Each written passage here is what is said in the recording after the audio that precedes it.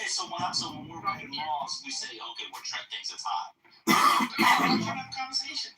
No. I'm with you. I'm not against you on this. Like, I think we're doing that concept. I really wanted your opinion on the population grid for the gerrymandering, which is the real issue, is how to solve the gerrymandering. So I can't finish the point I was going to make, so you want to ask me? Oh, my bad. Go ahead. Sorry, go ahead. I'm asking you the question. And you and Divine have Republicans, and then one supposedly in the middle that's going to have 3 trips to Aruba and Vegas. You know what I mean? For the district. So I don't know how you get an independent commission across it. I think it's going to be a computer or some sort of state. You put it over the United States, you put it over the states, and that's the district. Okay. I'm making.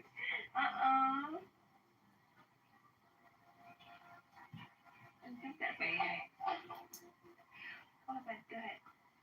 Okay. We've been here, son. So Patty's over there getting rubbed down on while we listen to the crap. This app is Yeah, that's crazy. They won't let us mute you. There you go. All right, so back to what I was saying. It's such a winning issue. Give them the voter ID piece and add.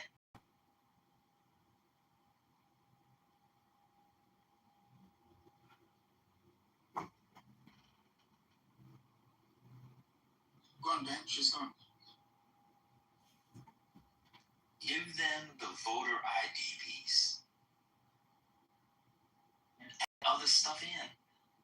All the concerns that people have about voter ID, just address it in the bill. People are worried about voter ID in New York. Is that the claim? In Oregon? Did you talk about the fact that he can't fire Lisa Cook? I was waiting on that part because I thought that was wild that they voted for that to be a thing. Well, the Fed, they protect the Fed is very independent. You know, the FTC, FCC, all these commissions that Congress set up 100 years ago, they believe that the president should have full power over those things. Yeah, but The Fed is set up differently. I thought. I'm sorry. Oh, no. Yeah. She was governor. So there was 2 women. There was Miss Slaughter and Miss Cook. Excuse me. There was Miss Slaughter and Dr. Cook. But I'm sure if she came on the app and tried to talk about, what her expertise is in, people only would challenge her and tell her she's wrong. They would tell her that she's tethered, but shout out, Doc.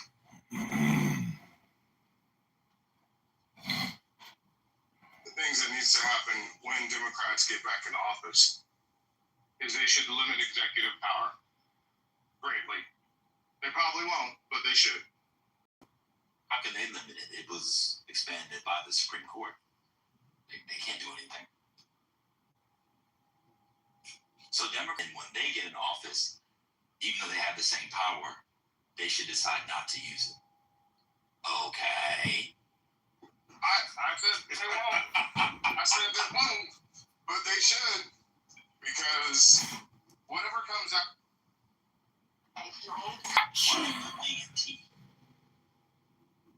Good analogy. Great analogy. Get him out of here! Go ahead, get him out of here! And I was in the Trump room yesterday. So that was insightful. It was. He had that voice talking about socialism. Yeah, but I'm not going to go into that. But when you look at what is coming, What is coming? What's coming right now? Oh my God, what is coming? Sure.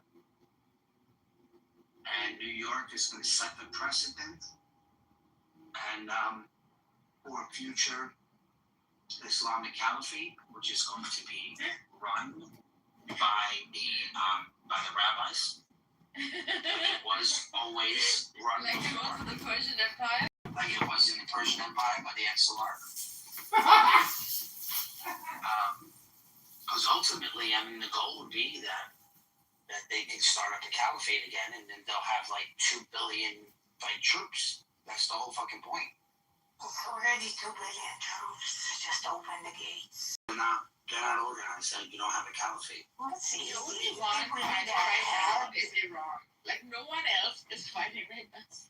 The only one standing like against. Nobody's fighting because there is no fighting. There is dropping of bombs, and that's it. Nobody's fighting. If they fight on the ground, they get kicked in the ass. Let's go to the Bible with some evidence here why we drop bombs. We'll be able to show you. It is perfectly fine. It's in the Bible. We're gonna go to 1 Samuel. Yeah. Yes. 1 Samuel, chapter 15, verse 3. Let's go to 15:3. This is a good one. Now go strike Alamak. Women, child, infant, ox, sheep, camel, and Have you read the decisions, right? I didn't, I'd be honest, I didn't. So then why are you offering your opinion about something that you don't know about and have not read? No, what I'm talking about. Question first. You haven't read the opinion. You don't know what the holding in the opinion says. You don't know how the Supreme Court reached the holding, and yet you have a strong opinion about the decision. You don't know anything about it, though. No, that's not what I'm saying. You have an opinion about it. I didn't. That's not what I said. I was talking about the expansive powers that Trump has taken on from our abs. I know. You see that picture? You're looking pretty thick there, sir. All right, that's shit on my phone. What I'm saying is, let me say it more eloquently. How do we roll back some of the things that Trump has broken? How do we do that? Or how do Democrats do that? Hello? Anybody? Is that working? Hello? I think Bam was saying, why roll it back if I'm saying the Democrats are going to get in? Like, that doesn't make sense. Then they would be stepping on their own feet. So, I don't understand the question. Could you get in 2028? Doesn't mean what's coming in 2032 ain't gonna be much worse. All right, then you push it down the can and talk about it, and then talk about it. Oh, I don't know Constitution. Go ahead. It's what you just want to. No, I'm not. No, I'm not trying to argue. I'm seriously asking the question. If you think Trump with what president, the powers that the president has, but the Supreme Court just gave him powers. We gotta slow it down. Trey. Hello? So if it is constitutional, Hello? what could the Dems do when they get in office? If the Dems were to Hello?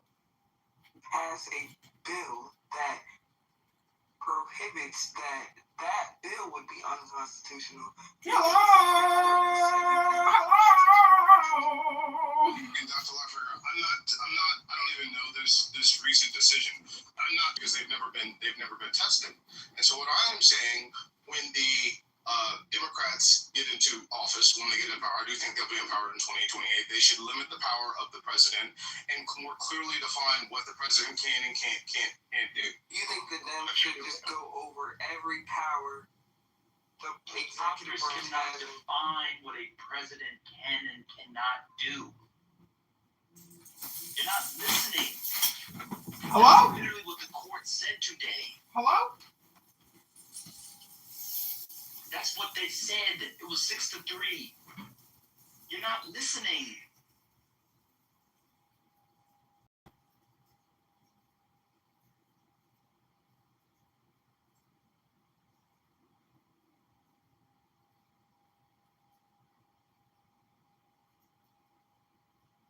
What a stupid thing politically. The other guy comes in, fucks up stuff that we hate, and the way we combat it is by not just by taking our own.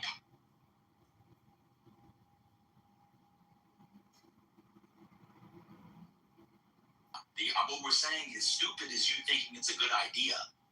I'm not saying whether or not it would happen. I'm saying your idea is stupid. What you're saying is stupid. I'm not making a prediction. I'm making a qualitative judgment on your idea, which is a stupid one. and an unconstitutional one. Good.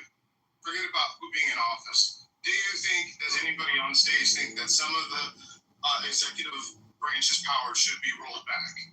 Do we think that? Not what the Supreme Court thinks. Do we think that? Do you guys think that? Wait, what? So that's a strange question to ask. Would you like to know why I find your question strange? Sir. Well, the president's powers flow from the Constitution. The Constitution, as you should know, is the law that governs the president, Congress, and the judiciary. So if the Constitution gives the president certain powers, those powers can't be taken away legally because they belong to the president as a matter of law. For instance, the authority to make foreign policy decisions. Nobody can take that away from the President of the United States because the Constitution says that that power exists for the President to wield alone by himself, herself, or if we ever have a trans president, themselves. Okay? That's why your question is weird to me. I think the thing that Trent is inarticulately asking, which clearly stated may not be any smarter, is are there maybe like loopholes or points of vagueness in the delineation or the outline of presidential powers that can be filled or packed in so that the next president like Donald Trump can't exploit like those things? I think that may be the thing that he's trying to ask. And again, maybe it's still not a smart question. Loopholes that haven't been exposed yet? Or loopholes that have been exposed? Maybe both. I don't know. I'm just trying to help. That's what I was asking. The ones that everybody is saying that he has used to be unconstitutional to this point, that I now guess are constitutional. But that's what I'm asking. Is there a way to rein in presidential power? Yeah, there's one way. When a president abuses his executive power, one way to rein it in is to sue the president because of what the president has unlawfully done. That's why Donald Trump has been sued hundreds of times already. That's one way. Where has that been effective? Have you read the decision today regarding his attempt to fire Lisa Cook?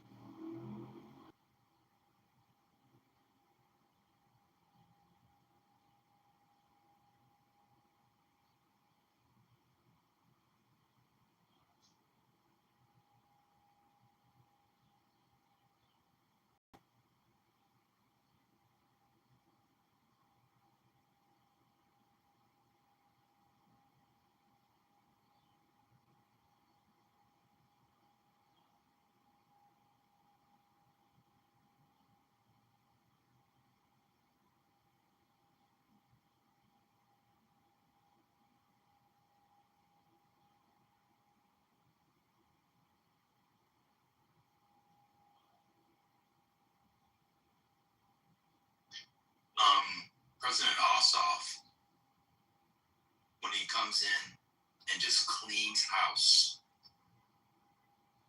in 2029,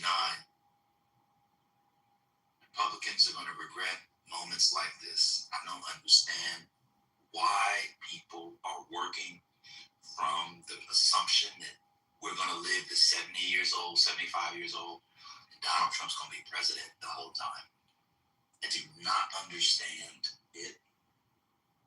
What goes around comes around like a motherfucking bitch. I just do not understand it. Okay. All right. No.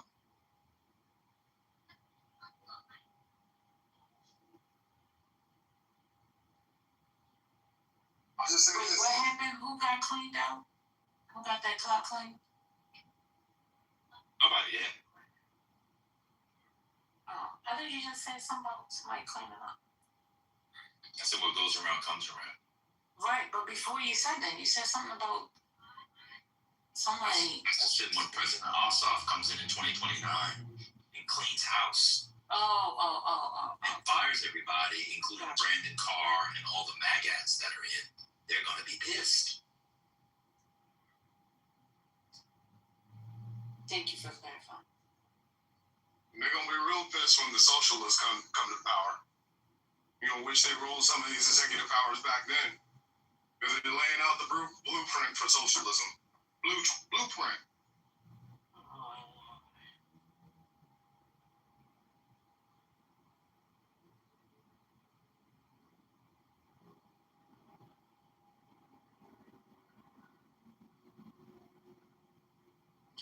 Robert's decision in this case is so predictable. His opinion, I've been going through it. It's just so predictable. He's basically saying the president can pick who he wants to work with. That's literally what he's saying.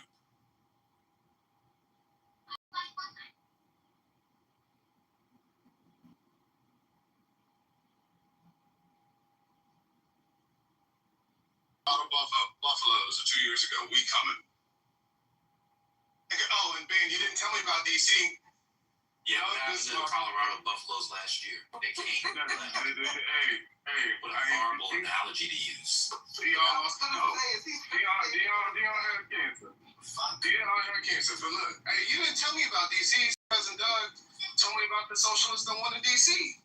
I didn't know this. I thought it was going to New York. Nobody cares because she's black, so we can just move on. Yeah, nobody cares about her. She's a black woman, so She's a black woman, so who cares that she's we only care about the Browns. Browns and BIPOC. The Indians. And the BIPOCers. And the IPOCers. And the Haitians.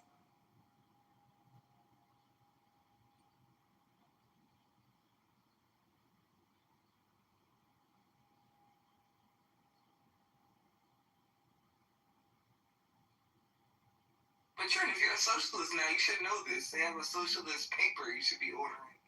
You should have been updated on that. To be honest, Doctor, I ain't bullshit with you.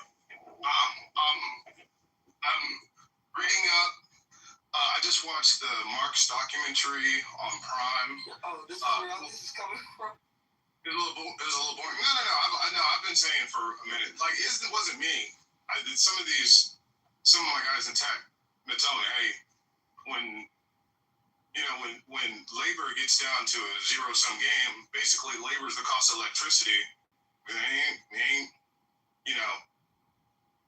we have to just completely change the economy. It just doesn't work. And also looking at healthcare, it's like two things for me. It's healthcare and AI, humanoid robots. It's like those. I consider AI and humanoid robots the same thing. And so those two things have led me to say, if you look at it 5 years from now, 7 years from now, I don't see how you don't have more socialism. It's not working. It's not working now. That's what's very clear. It doesn't matter. Even people making over $200,000 a year are struggling, or it's height, and it shouldn't be. And part of it's the population growth, but part of it is the capitalist system of consumerism that is breaking upon itself.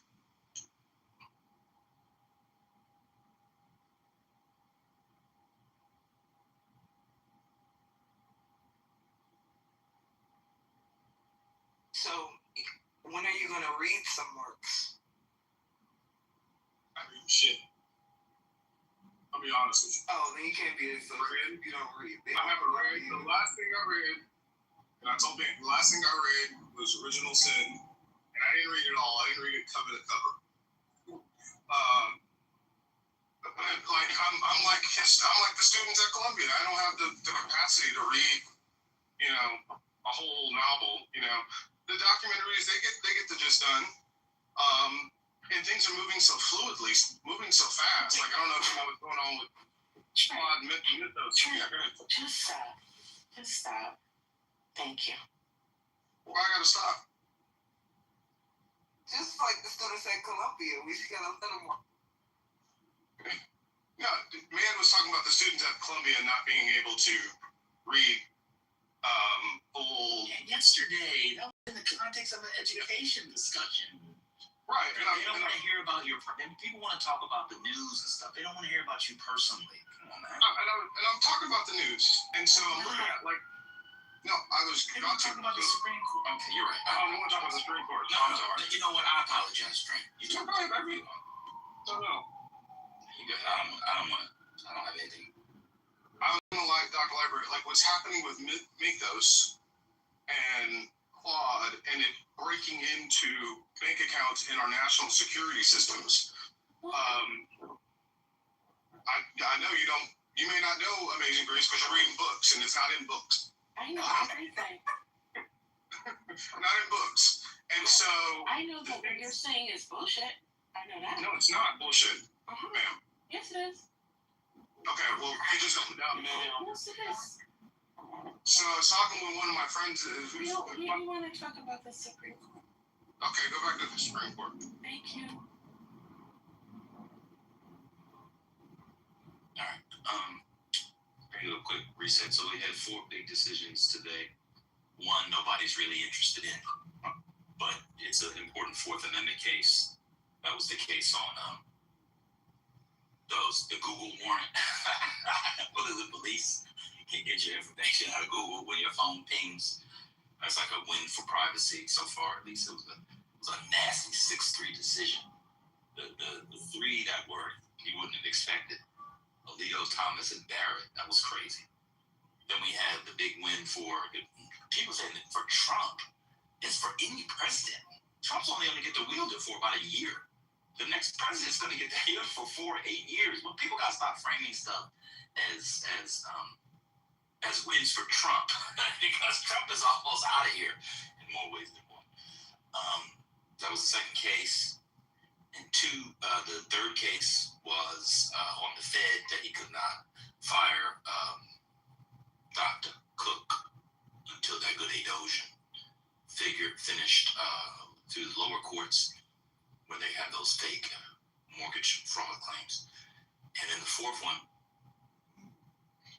which from our perspective is actually probably the most interesting one, generally, is the mail-in votes. And they decided that that mail-in ballots that are postmarked before Election Day can be counted.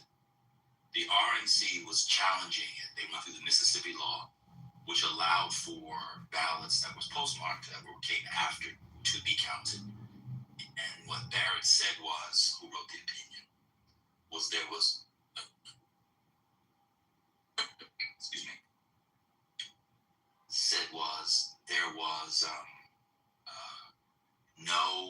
nothing in the statute, in the federal statute, which said that you could not count the ballots after.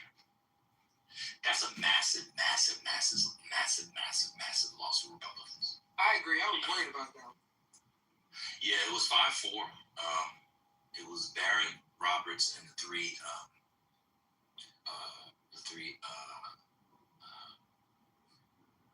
justices.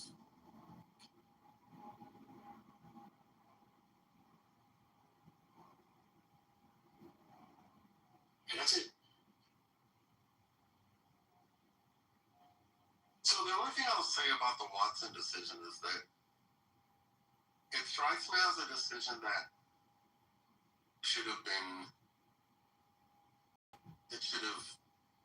received a unanimous vote from the justices, or even better, it shouldn't have even gotten to the court at all, because I think that language in the federal laws is clear enough about what states can do and what they can on Election Day, because that is what the Election Day statute required when all voting occurred in person. Well, it just shows you how far these unprincipled conservative justices are willing to they would have said, we're going to vote alongside the 5 that supported the Mississippi law.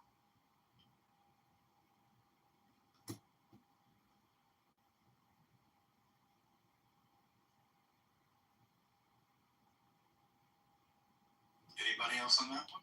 Have any requests on? They have no principles. Excuse me. Excuse me. On the geofence warrant case, Cheshire versus US. Anything else on that? On the Watson versus RNC case? I mean, I don't even understand.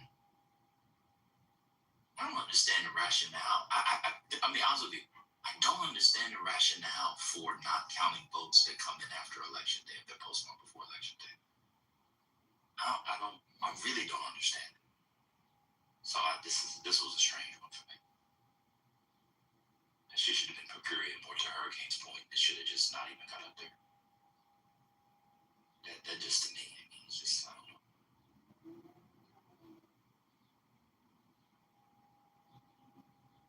Anything else on the voting rights one? I'm sorry, the mail-in balloting one. Okay, the other case, Sister Keisha wanted me to go. I could read from it. It's the Chattree versus United States. It was a 6-3 case, and they argued that a geofence warrant, that's a warrant that told Google to provide location data for cell phone users who were near a particular place during a specific time. It ruled that when they did that to obtain evidence against a man or a bank robbery, they conducted a search for Fourth Amendment purposes. And so they sent it back to the lower courts to determine whether or not that search was reasonable. So it's a Fourth Amendment case.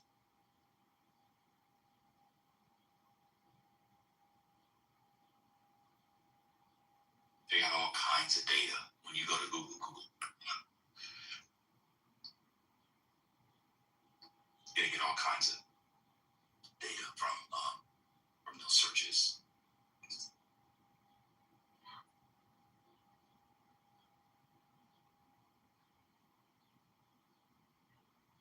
that anything else? Just Keisha, any questions on it?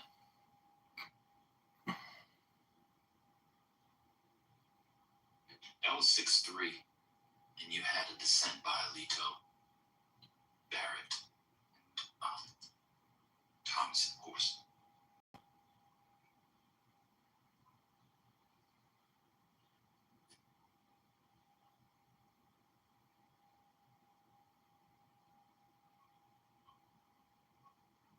Okay, so Liberty is asking for a roundup case. No, probably fail. And you had, I believe it was Gorsuch and Jackson were the two dissenters. Gorsuch has an evil company streak. In my understanding, so sometimes he'll go against the big bad evil companies and he wants them to pay. But he's got real mommy issues. I don't know if people know Gorsuch's history with his mommy. Did you all know that Gorsuch's mommy was the first cabinet member ever held in contempt by Congress? If I recall correctly. His mommy. No. Yeah, that was his mommy. She was the EPA director under Reagan, and she was for the streets. She had gotten a divorce. She moved to D.C. Got a divorce. She had moved to D.C. and she was in the streets doing Manhattans, martinis, Boulevardiers, white wines, red wines, beers, vodkas, Moscow mules, Commons, G&Ts, whiskey sours, amaretto sours. She was in the streets, dolled up, just getting run through by Dems and Republicans. I'm just telling you the story as it is. And when she broke, I'm sorry, go ahead. I didn't know where you were going. I wanted to hear your opinion on this. I'm looking at this failure to warn lawsuit, and I think it's huge. Be quiet. He's in the middle of talking. What's wrong with you? No, he's talking about.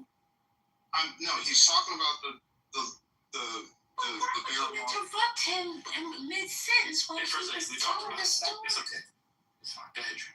No, it's not okay because I don't understand and I need to understand. So I'm asking the question, why do you do that? If someone is speaking, why do you feel the need or feel as though I want his opinion on. doing it right now. Okay, are you I'm done? speaking. No, I'm not done. Okay, go ahead. That's rude, Trent. You gotta chill with that. That is rude, and I don't like it. You are an adult, and I should not be talking to you like you are my 13-year-old child that I don't even have. Exactly. So please don't be rude like you're 13 years old, because you're not. You know what? We don't want to hear from you. Somebody else can speak. We don't want to hear from you right now. You're in punishment. You're in timeout. Fucking huge case you just mentioned.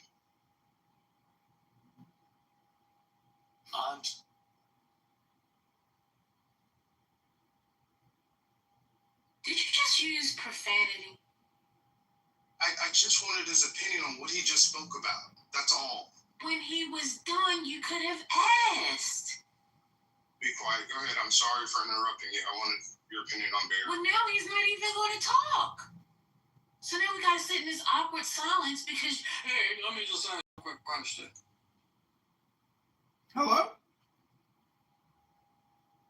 Where's your mom? Where's your mommy? She's at her house. Can I ask the question because you guys No. Okay, now no. It affects all of you, by the way.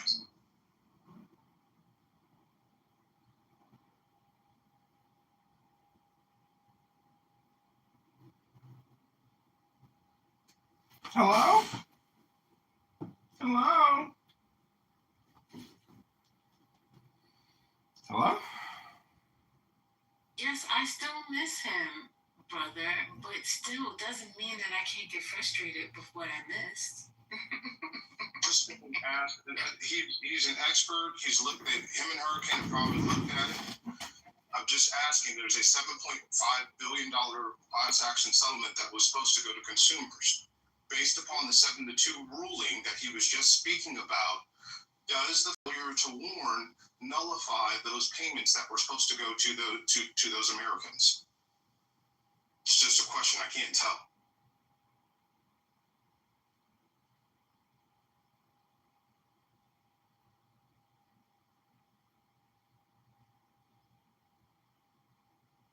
And I'm looking it up. It doesn't. I'm looking it up right now. I didn't know about it until he said it. And the reason why I'm asking because that would have impact on a lot of things. If the failure to warn mechanism, like that's the Tylenol lawsuit as well. So if you're saying that companies don't have a duty, that's what I'm trying to understand it. Does it mean that companies don't have a duty, or the failure to warn you of the possibilities of the side effects of their things? It has automotive impact. I'm trying to understand, like, what does that mean? So the issue, to my understanding, is that the EPA had already come to the conclusion that glyphosate did not cause cancer. And so even though tertiary information started coming out that maybe it did, it would not have, they had no duty to say that it might cause cancer because the EPA had already come to the decision that it hadn't. And so therefore it wasn't appropriate for them to sue that they failed to warn because the EPA had already decided that they didn't have a duty to do so. That's my understanding. Sir Liberty, thank you for that explanation. Great. So, and do you know if that that nullifies the lawsuits then? So the $7.5 billion that $7 billion suit is now not going to go out. I'm not sure about the specifics of that lawsuit in particular. I know that this has really broad, sweeping implications for lots of other similar lawsuits to this one, but I don't know for one that had already. Do you have the specific plaintiff and year of that case you're referring to? Put in the chat because they talk about it. Hello? Hello?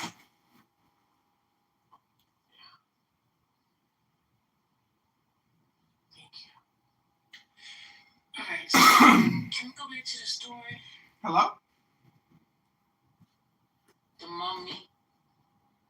How you say it? Mummy. I know. It's awful. mummy story? Where's the mummy story? Hello? Thanks.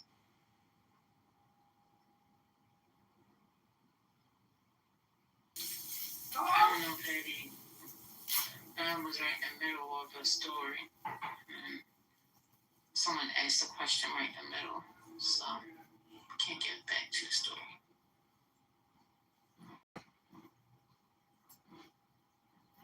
This also kills the Google lawsuit. This kills the AI lawsuit. The way I'm reading it.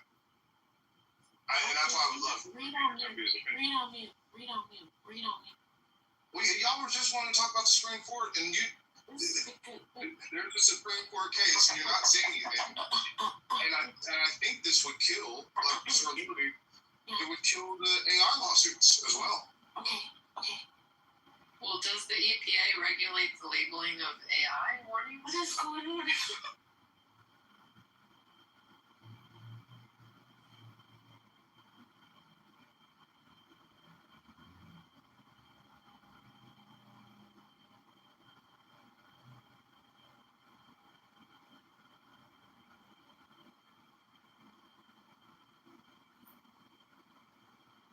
Because this doesn't mean that you have no duty to warn anyone about anything. That's not what the decision was, you know.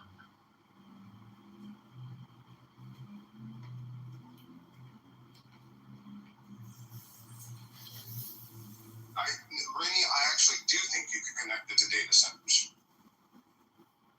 The way, again, I'm not a legal expert. That's why I'm asking the opinion. But I actually do think you could connect this to some of the data center lawsuits as well. That's why when you say Gorgeous is something of a bad company killer, I'm like, whoa, this is massive. Auto lawsuits, class action lawsuits. Like, the way I'm reading it, again, I'm reading the cliff notes. I'm not going through the entire opinion. That's what I would love. I'll come back maybe when y'all want to talk about it. But from a corporate standpoint, that's probably the biggest thing of the day by far. And it was 7-2. Just come back when you've read more comprehensively. Because that might answer the questions that you're posing. Comprehensive reading. Thank you.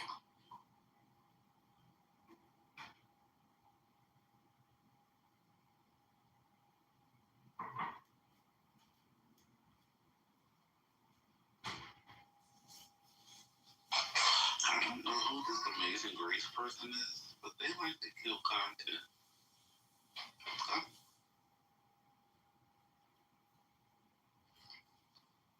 I think you confused me with Trent.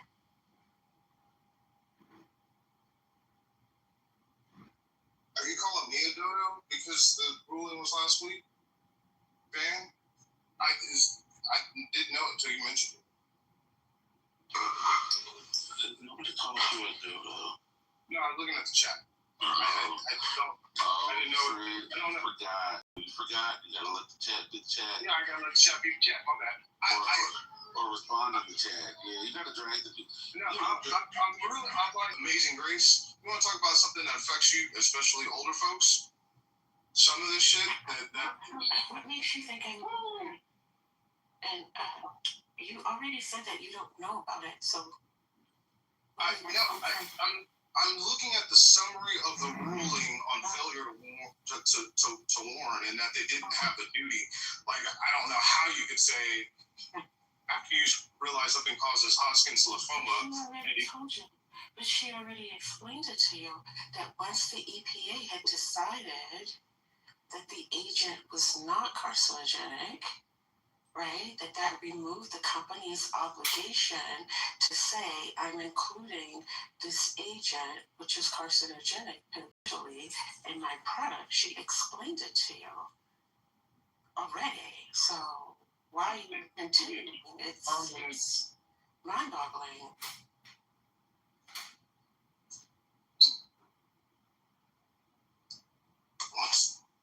Yeah, I don't know the specifics of how it works, where if new information starts to come out that maybe something is carcinogenic, like if there's a requirement to resubmit to the EPA.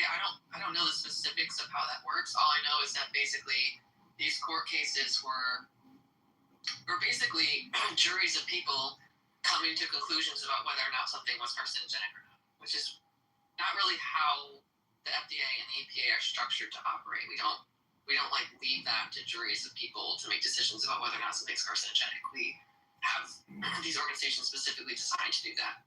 So I think I generally agree with the decision in this case.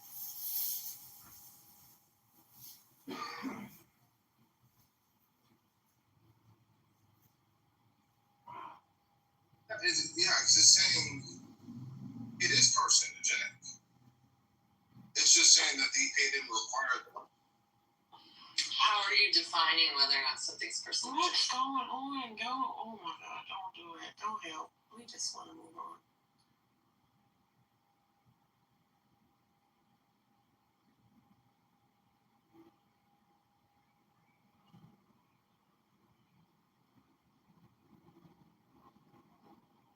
Yeah, I'll leave.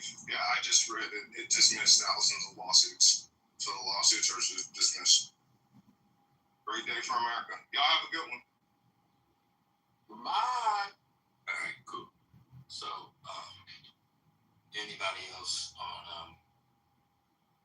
anybody else on this case, on the cases we was going through? All right, my second.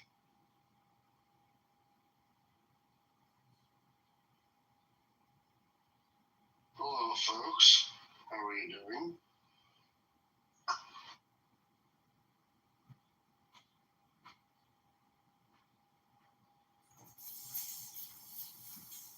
Hello.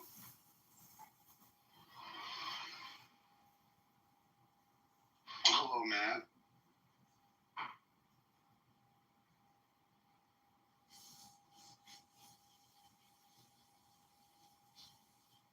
No, I'm not.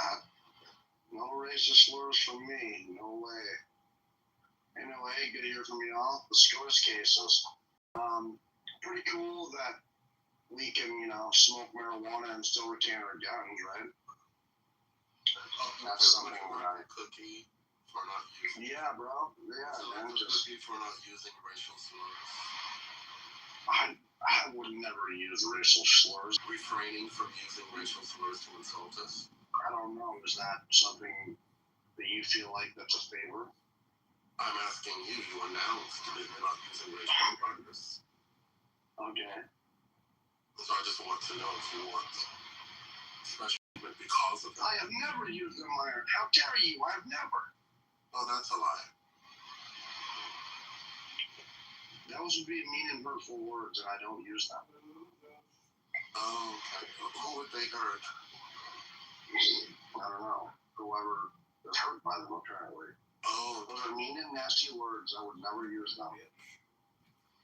so you believe that they're mean and nasty? You believe that they would hurt people? Yeah. You don't know who they would hurt? No. So then how do you know that they would hurt people if you don't know who they would hurt? I don't know. I assume they would hurt somebody, right? I mean, because they're mean and nasty. Oh, I see. Yeah. Alright, do we have any other updating news or any other topics to discuss in regards to the news? Otherwise, we can just go ahead and close the space and then open up when more news comes available. Hello? Cool. Hello? See you guys later. No, don't close it. I forget his name. I don't know if other people saw it. One of the J6ers decided to troll the BET Awards last night. He's holding up a sign parent. Something about black parents, other words, some shit. Bro, y'all see that Drewski skit, though? Can I finish my position? Yes. Yeah, so they were kicking him up and down the avenue. They took his signs. And, leave black people alone. Yeah, they broke the law. They almost fucking killed Jake Long. There was, I thought there How did he was get out of jail? I thought he had $1 billion bail. the Janet Jackson iconic, her presenting the Icon Award to Drewski. I was entertained. Pretty good award ceremony. I was That's all I got. entertained. Go to the BET Awards. I'm not impressed. I'm still not impressed. Hello? The Jake Lang stuff was so unimaginative. They lost. They lost.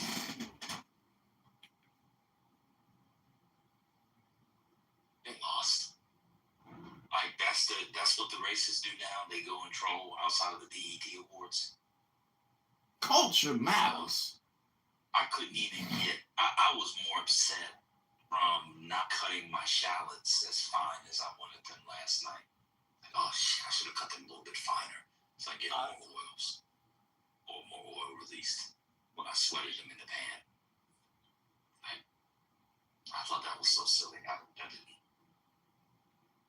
It wasn't even creative. I missed it. I didn't see it. I don't even know what Exactly.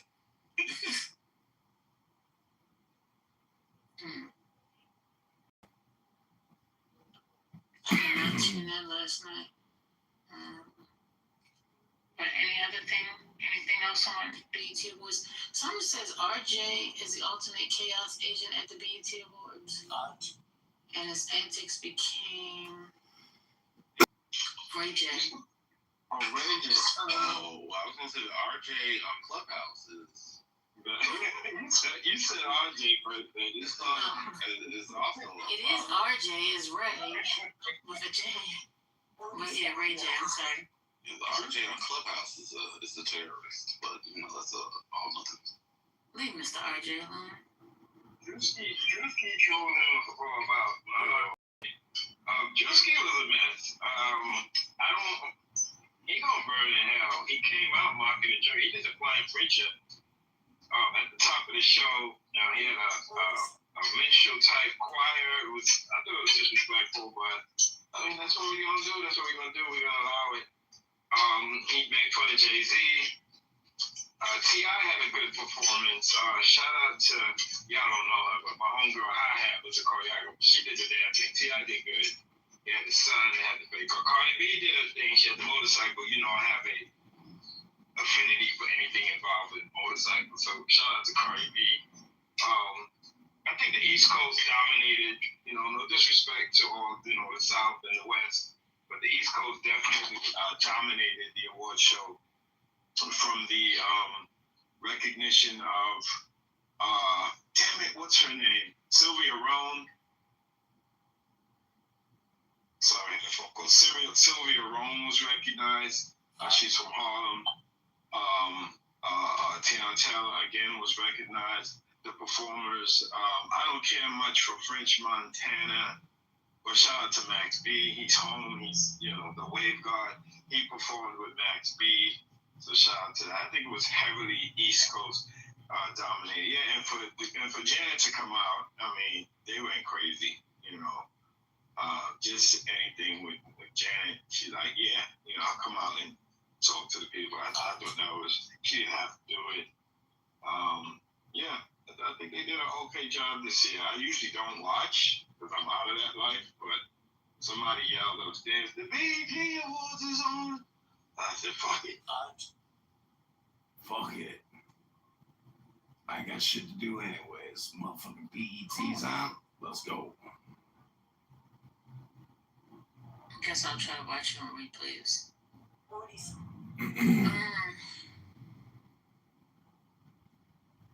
Oh, wait. This is the last year for the BET Awards?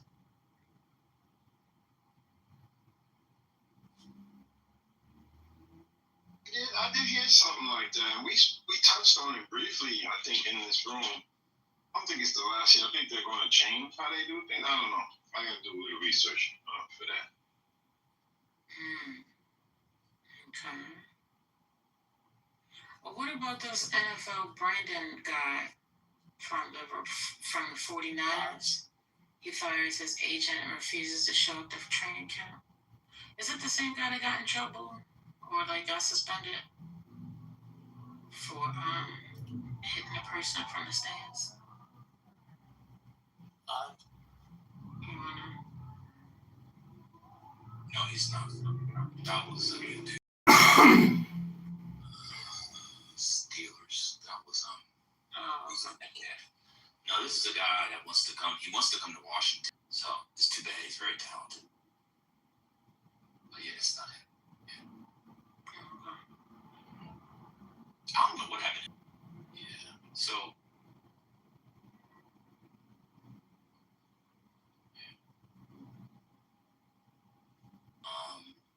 He was under investigation.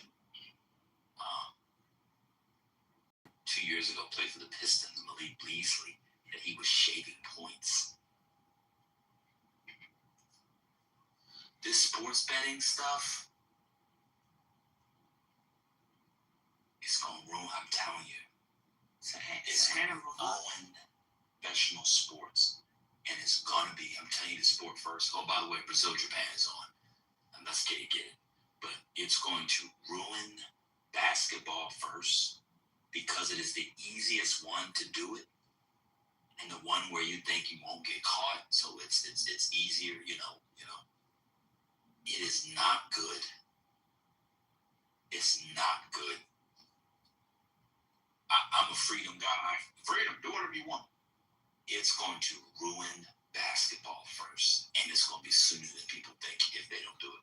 What they're going to have to do, and I'll be done after this, somebody's going to have to get caught and just get a lifetime ban without the possibility of reinstatement to send a lesson. You're not going to suspend people. That's not going to get people to do it. You're going to have to lifetime ban people. They don't bring water? It's really bad. It's very easy to shave points in the NBA. Very easy. You score 10 points, minus 110, 10 and a half over under. Your boys bet $100,000, $200,000 that you're going to be under. Oh, shit, coach, my knee hurt. I can't go back in. Don't nobody know if your knee hurt. You had 10 points. You had 8 points. You sit out the second half. You don't come back in. It's really bad. And I'll end here. Then y'all comment. What's very frustrating as a watcher, as a sometimes thinking person, is that the amount of money that these people make is not enough for them not to do it. It's insane to me. You this boy, you in college, you shaving points, you doing stuff in college football, whatever. All you getting is a meal plan and a nice dorm room and a UNC pillow and some swag. Before NIL, I can see why people did what they did. I really can. You're making $10, $15 million pitching, and you're making sure at least 2 people walk during your inning and a half, and you're betting $50,000. I'm not trying to brag on people. There are many people in this room right now, either through their bank accounts, their investment accounts, their retirement accounts, could come up with $50,000 at the end of the week. It is not a lot of money. And you're making $5, $6, $7, $8 million. And this sport, I'm telling you, this sports betting is going to ruin, that's a foul, you can't foul it. It's going to ruin American young men. It is. He got DraftKings open, trying to put parlays together for $25 that'll give him $8,000. Let me just put it this way. I wish I could live longer, to the degree I want to live longer. I am so glad I'm not 23 years old.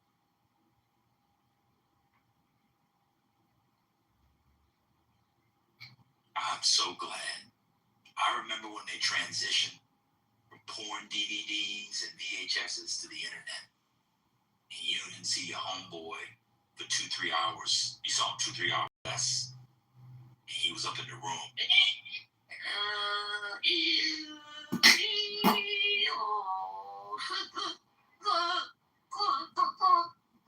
He was getting on CompuServe. Remember how you had to dial up? He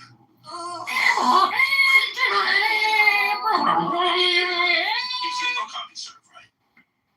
Now, they're not even interested in that, although some of them are.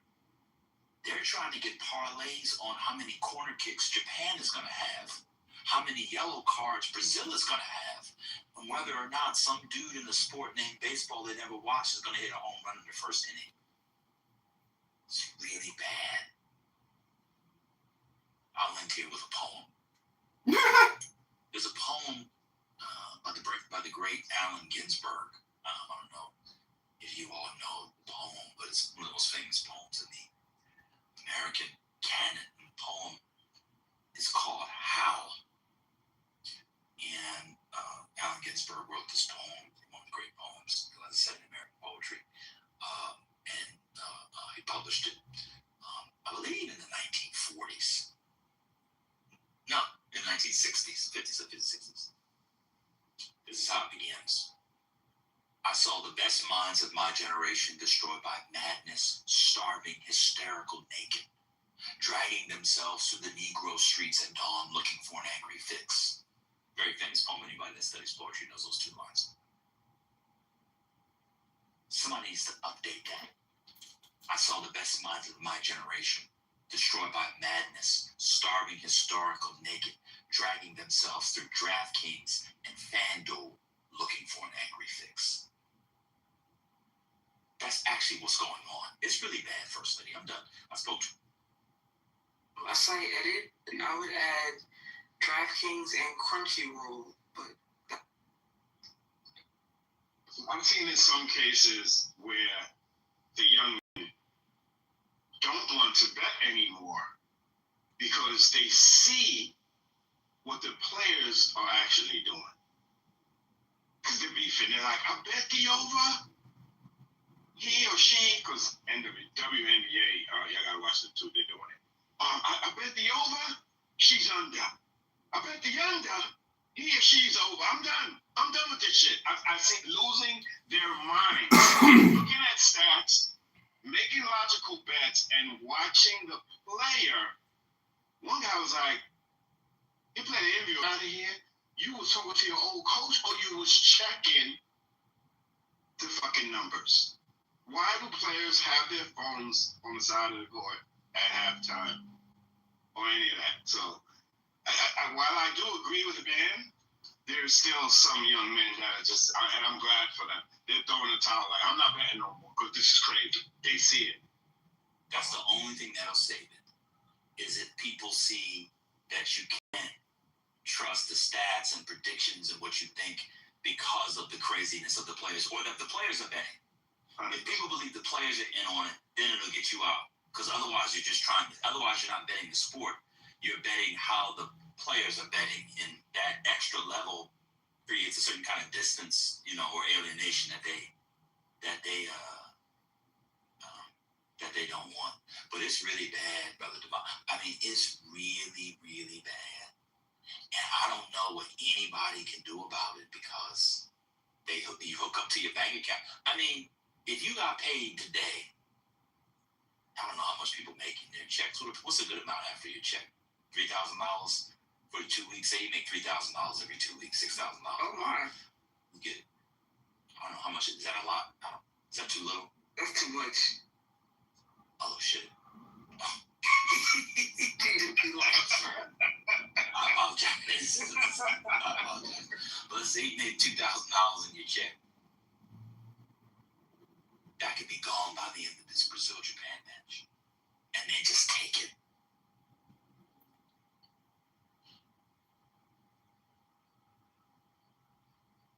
Yeah, But you know what they did? Oh, go ahead, Igor.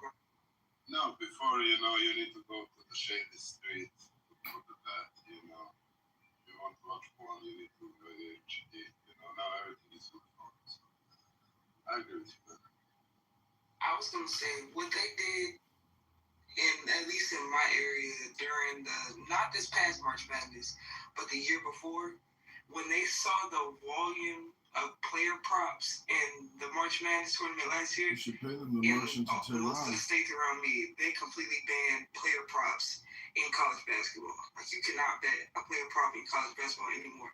They're gonna have to start doing this in their professional sports. Like, the only things that they're gonna start allowing, I think they should, if players keep gambling, is like the futures, like who's gonna win the Super Bowl, how many wins such and such gonna win, or how many wins this team gonna get, who's gonna make the playoffs, and probably just over under straight up. Like a Dr. Lottery Carter, have you been BIPOCing? Absolutely not. So you said volume and not volume like an Indian. You said the volume. Did y'all hear that? That's what they say in New Delhi. What's going on? You been BIPOCing? No, she's just been eating kimchi for breakfast. I'm done speaking. With the kimchi has her speaking like an Indian? I think it was the gateway. It was the gateway food. You know, I did try some mango You try new foods from different people. You know, why not try some curry? Oh, I see. It's okay. Okay. I was like, I know brother does not think kimchi is Indian. Like, I know this app has ruined brains. No, no, I'm not that young. I may be buck broken, but I'm not delusional. Yeah, no more player props. They gotta start there. Are they paying the college players now? Are they getting paid now? Yeah, it's better. Yeah, they're getting some. Okay. But it's limits on it, but they do have NIL. But the sports books, if you look at it's player props, game props. This is all kinds of stuff. There was a good article. I don't know if you guys saw it. I don't know if you guys saw it. I know you didn't. There was a profile in the New Yorker on like the last bookie in America. I don't know if anybody saw it, but he had run an offshore account. And there's something about, and this is the legalization. This is the thing with legalization. You know, people say legalize stuff. I don't know. Some of the trade-offs with legalization, at least in sports betting, I don't think it's been worth it. Now maybe it's been for the state. They bring in a lot of tax revenue, but it's been really bad. I agree. I was at a baseball game the other day, and I was at a baseball game for like work or whatever, and it was like 3 white boys sitting behind me. They were teenagers, so they had to be like 15, 16. And one of them was gambling in the stadium because at Nats Park in DC, it's connected to an MGM sports book. So you can't really sports bet in DC widely. You have to be within a mile radius of the sports book at the park. And he was in there gambling on if the Wizards were going to take AJ DeBanza, if he was gambling on the game, home runs, all of that like during the game. It was gonna say at least. I mean, this is not as kind of a plus, but not really. I was thinking about when Spike Lee was in More Better Blues and he went to see the bookie and he used Spanish foods to write down his bets. He's like, "Badulo, avocado." That shit was hilarious. But remember what happened to him? Remember he couldn't pay the bill and they fucked him up? At least that's not happening. That's true. And they Devon, what would you rather have? Devon, what would you rather have? Would you rather have your fingers broke or your 401k, which was already woefully behind, drained because you were betting on the Spurs and they lost a 29-point lead in Game 3? Take my pinky. Exactly. Take my fucking pinky.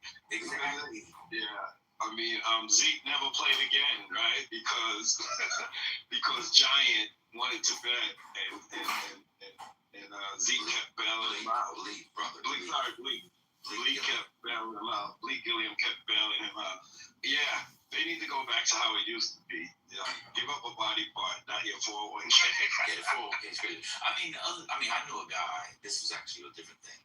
Wow, people's business, but let's just say he no longer owned his home, and his wife left him, and he no longer has his retirement. He got kicked out of casinos, so he started going into a casino. What I was going to say was, people go wild on the in-game betting. I don't know if people know what the in-game betting is, but on these apps now, it's just like it sounds. You can bet in the midst of a game. So the odds are constantly changing during the game. So you're watching a basketball game. It's the Spurs-Knicks. The score is 47-45. You can bet on the over-under for the rest of that half. for the rest of that game. And after every shot attempt, it's updated. It's insane. Every quarter, you could bet on the spread of Every quarter. You can bet like will this player laugh or like touch his head. It's insane. Yes, because they gotta figure something out. But the sports books are making good ways to get the black boys, especially, to not make money. I don't know if you guys know, but there's a bill in Congress that's basically trying to change NIL. Following this? Nick Saban was testifying. He said the reason why he retired was because players were being paid and effectively he couldn't wrangle them anymore like a slave driver. Did y'all see the testimony? Utterly insane. But what have Republicans freed the slaves? So whatever. Where are the evangelicals when you need them? We need some order around here. Why are they not trying to ban the game? There's a wing of it in the manosphere, but they also link it up to trad wife and no women voting and all the other things. So it's hard to, it's all entangled. Anyway, I think our segment's done, Dr. Library. You saw that? There you go. There is a rumor that Golden State want to take AD and LeBron James in the trade. Whatever they're doing, they need to leave us out of it. We don't want to. We like it. Yeah, they want to trade Jimmy Butler, actually. Oh, thank you. The Wizards should deny any trade attempts by the Lakers. We do not want, the Warriors. We don't want none. I want to go back to what Van said earlier. They gotta hold these players accountable. If they know it's being done, and ban their asses. Send a message to all sports that the athletes are obviously betting. And it's crazy how it's taking online people to, I see it on IG all the time. I'm not gonna lie. I used to, what was it, Prize Picks? Prize Picks was my shit. And then they banned it in my state. I'm like, what the fuck? And they came back, but by the time it came back, I'm done. I don't fuck with none of that shit no more. I can't, because it is bad. It's really bad. You see what the players are doing. People talk about the refs. No, watch these players. Watch what they're doing. If you really are into it, you'll see. There was some good news on this front. I said I was done, but we didn't talk about this. I think it was interesting. So I don't know if people know, but there's a team called Texas Tech. They're a very good football team, college football team. They're a much better engineering school. You see, if you're from Texas, the engineering programs at Texas Tech are better than those at Stanford, MIT, Caltech, Duke, Johns Hopkins, and Carnegie Mellon. So even though they have a good football,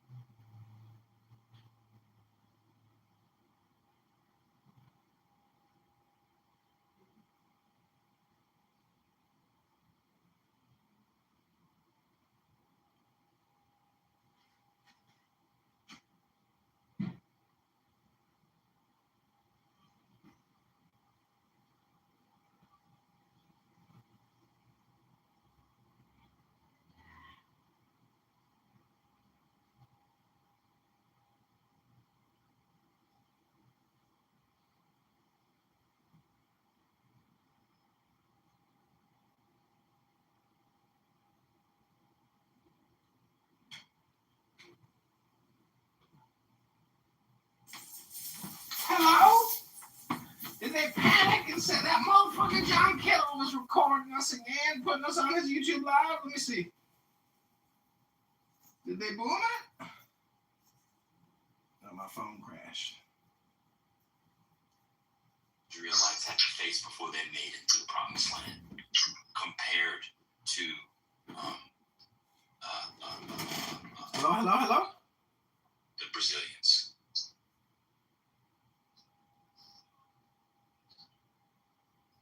Brazil's in trouble.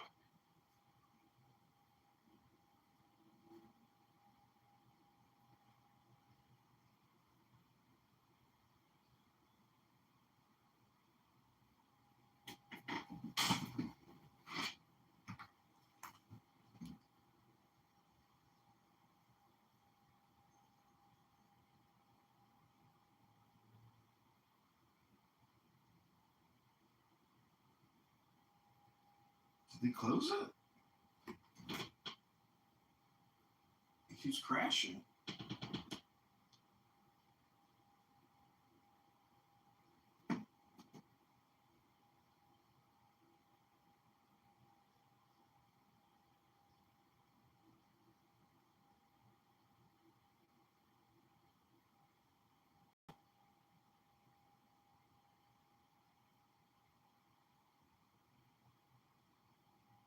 You said Brazil's in trouble?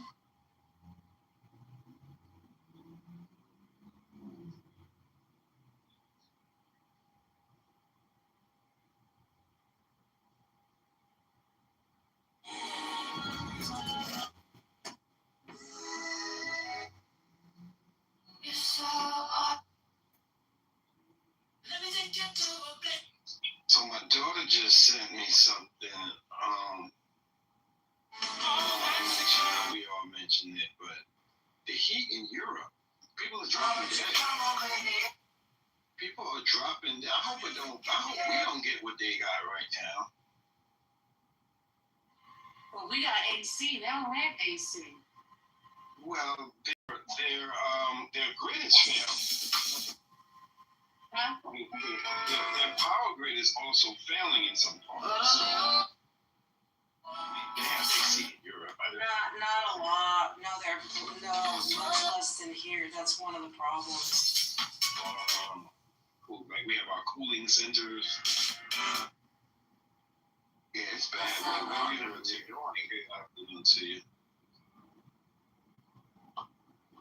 When I hit 100 in New York for a couple of days this week, so it's going to jump pretty crazy. Oh, I'm sure you could exist under the shade of your banner. You'll be fine. Just raise the championship banner and all of you could be cool. Hey, Divine, I went to see the trophy at Tiffany's yesterday.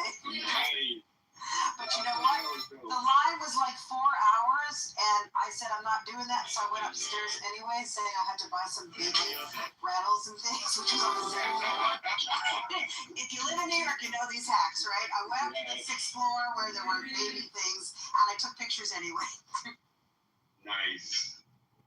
Yeah, I thought that was dope. I was like, oh wow, they're displaying it at Tiffany's. But there were people waiting for like 4 or 5 hours. It was incredibly weird. I mean, that was a long time. Well, why did you choose Tiffany, Puerto Rico? Sorry, I was going to ask her. Doesn't Tiffany's make the trophy? And they engrave it. I'm pretty. Oh, that fun fact. Okay. Go ahead, brother. Somebody was saying something. Alvarado took the trophy to Puerto Rico. I mean, they all have replicas, so. I was questioning that because he took showing it at the same time that Alvarado took it. Apparently, the Tiffany one is the one they're going to be placing the team name on. That's the real one, yes. Right, that's sort of the real one. But at this point, they're all like real because like no name is on any of them. They're all sort of real replica. Right. How are you doing, guys? Why is everyone muted now? Who's that? I'm Malik. Nice to meet you. How are you, sir?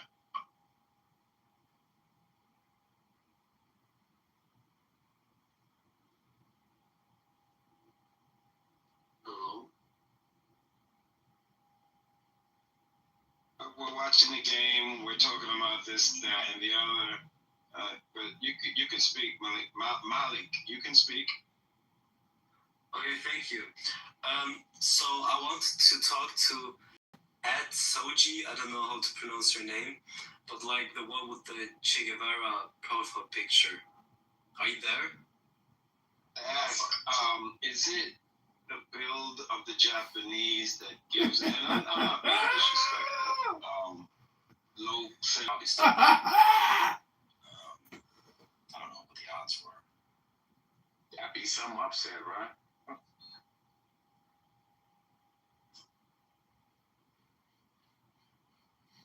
Yeah, they're plus 400. They're the big underdogs here.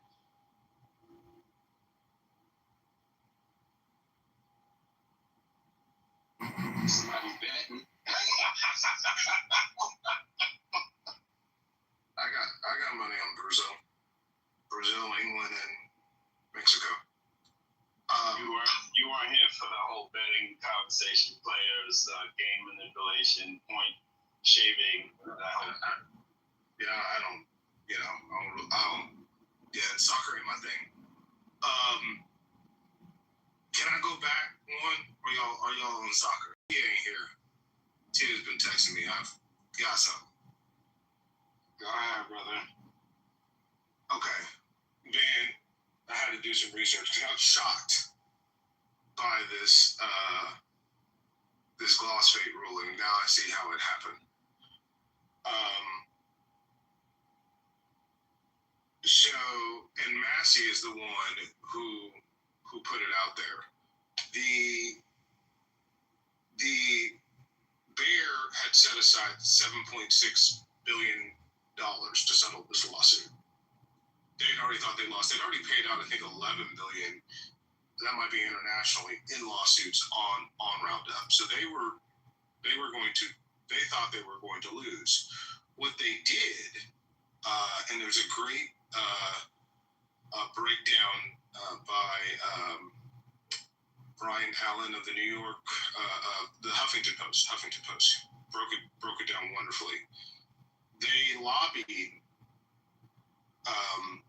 all sides, the EPA, the Trump administration, Congress, to the tune of $9 million. And then Trump in February put gloss fate on the National Defense Act, right, to shield it from being sued. So that's how okay. Which is not. Let me ask you a question. Did you read any of the Kavanaugh's opinion? No, I didn't read Kavanaugh's opinion. But I read so RFK Jr., like his thing has been going against lawsuit. That's why I was so shocked when you said, like, that's the way what? He's been talking about lawsuit for years and how it's cancer causing. Well, like he may have been talking about it, but there's no consensus that it causes cancer, including from the EPA, across administrations, including European agencies and Asian agencies. There's no scientific consensus that it causes cancer, and therefore the EPA does not require them to list it. And so the case had everything to do with the relationship between state law and federal law. And go for me. I've been reading about it for years. Excuse me. Okay. You just learned about it like an hour ago from me. Yes or no? I learned about the ruling on the case an hour ago. God. I didn't learn about the case an hour ago. No, I knew about the case. Hello? That they're not going to continue paying. Hello? The settlement's about the failure to warn with glyphosate. I grant you that. The grant. That's what Bear said. Have you seen Bear's? Let me ask you a question. Have you seen what Bear said since the ruling? Yeah, Bears asked for to dismiss some of the lawsuits about the federal warrant. I'm giving you that. There's nothing to give me. That's what I said, and you said maybe. Well, I said I don't know if all seven. You just want to argue. TT is right. You just want to argue. No, I don't want to argue. I'll give you. You're right. You're right. You're right. But what is telling? Now, for one, the internationally, glyphosate is a level percentage. It depends which body. Oh, that's right. There's two bodies in the world: the EPA and quote internationally. So when I give you the leading European agency and it doesn't say that, then what? No, you're correct. But there's not two bodies in the world internationally in the U.S. I said there is not consensus. Okay. The IARC, they have no effect on American law. I grant you that.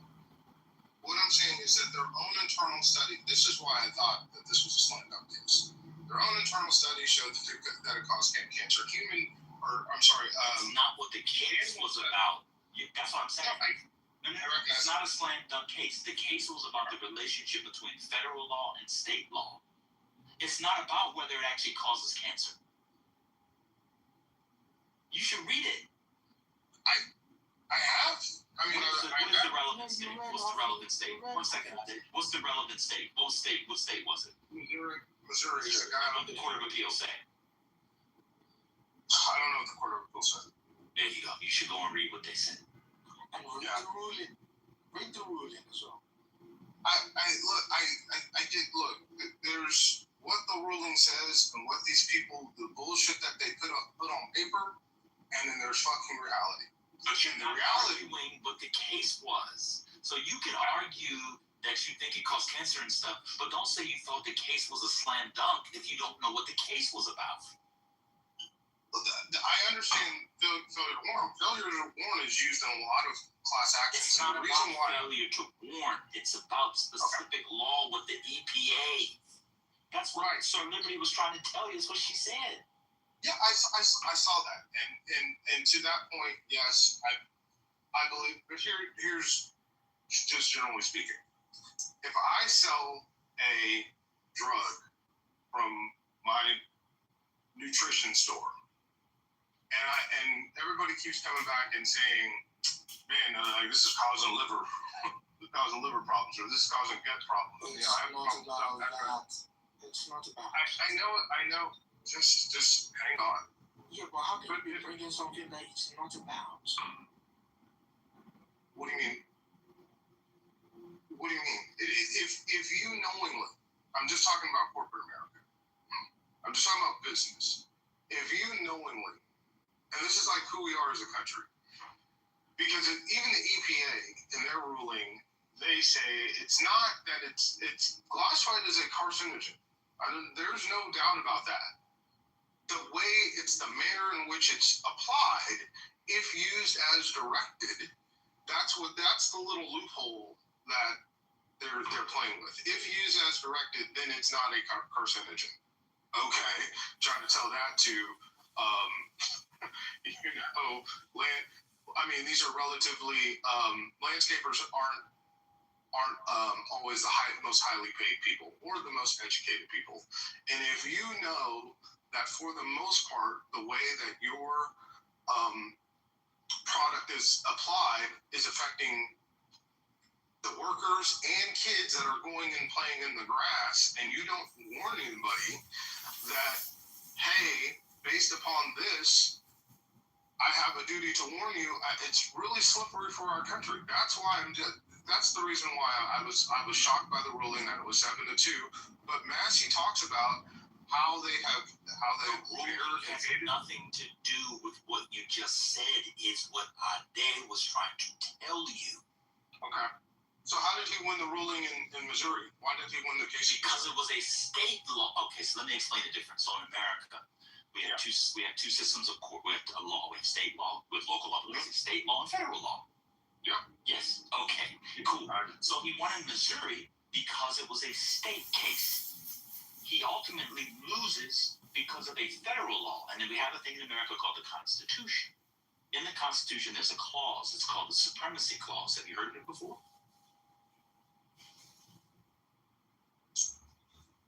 Have you heard of the Supremacy Clause? Yes. Okay. There's your answer. Okay. The federal law does not. It said that the EPA they did not fail to warn because the EPA did not deem they had to warn.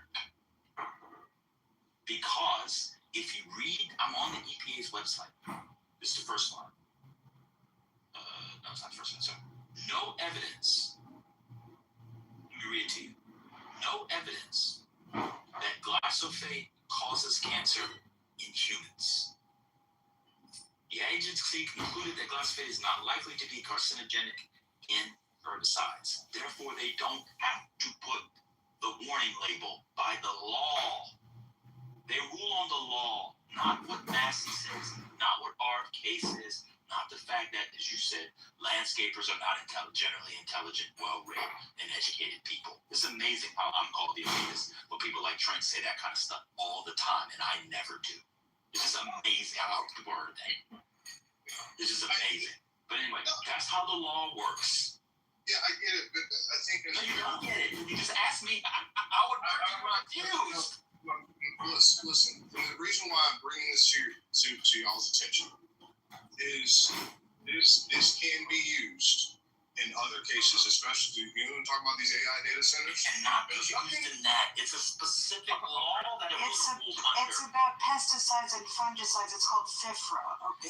It's a specific law. Yeah. It has nothing to do with AI. AI is not covered under FIFRA. The way that, I know that, you know all, bro. I know that you know all. She's a lawyer. Well, you know what? Hold on. I do know all because I read the opinion. Yeah, I'm looking at it too. Oh, so you're looking at Kavanaugh's opinion? No, I'm not looking at Kavanaugh. Then you're not looking at it. Okay. So, look, what I'm trying to say, look, as Americans, seriously, there are certain things that these companies at times know. It's in their documents. They see it. They know what's happening. Stop talking to us like we're retarded. This is very insulting. Everything that I'm about to say, we know. Let me say something. As Americans, there's stuff in their documents and so forth. We know that, Trent. In this particular case, it had to do with FIFRA. That's it. You don't need to tell us that they find ways around liability, that they cut corners, that they profit, that they use money for the defense. Everything you said, we've known since we were 14. Now, you said we should stop learning at 14. You're not teaching us anything. All right, well, then that's fine. Cool. Then let's go back to our combo. You're not bringing anything. Sure.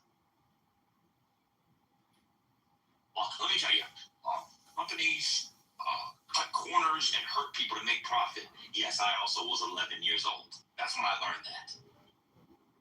We're adults too, Trent. God damn. I'm looking at it. You're looking at his opinion? No. So why'd you say you were looking at it? I'm looking at it. You don't know what FIFRA is. What is FIFRA? I don't know what FIFRA. No, you're right. I don't know what FIFRA is. I'm looking at how the case came about.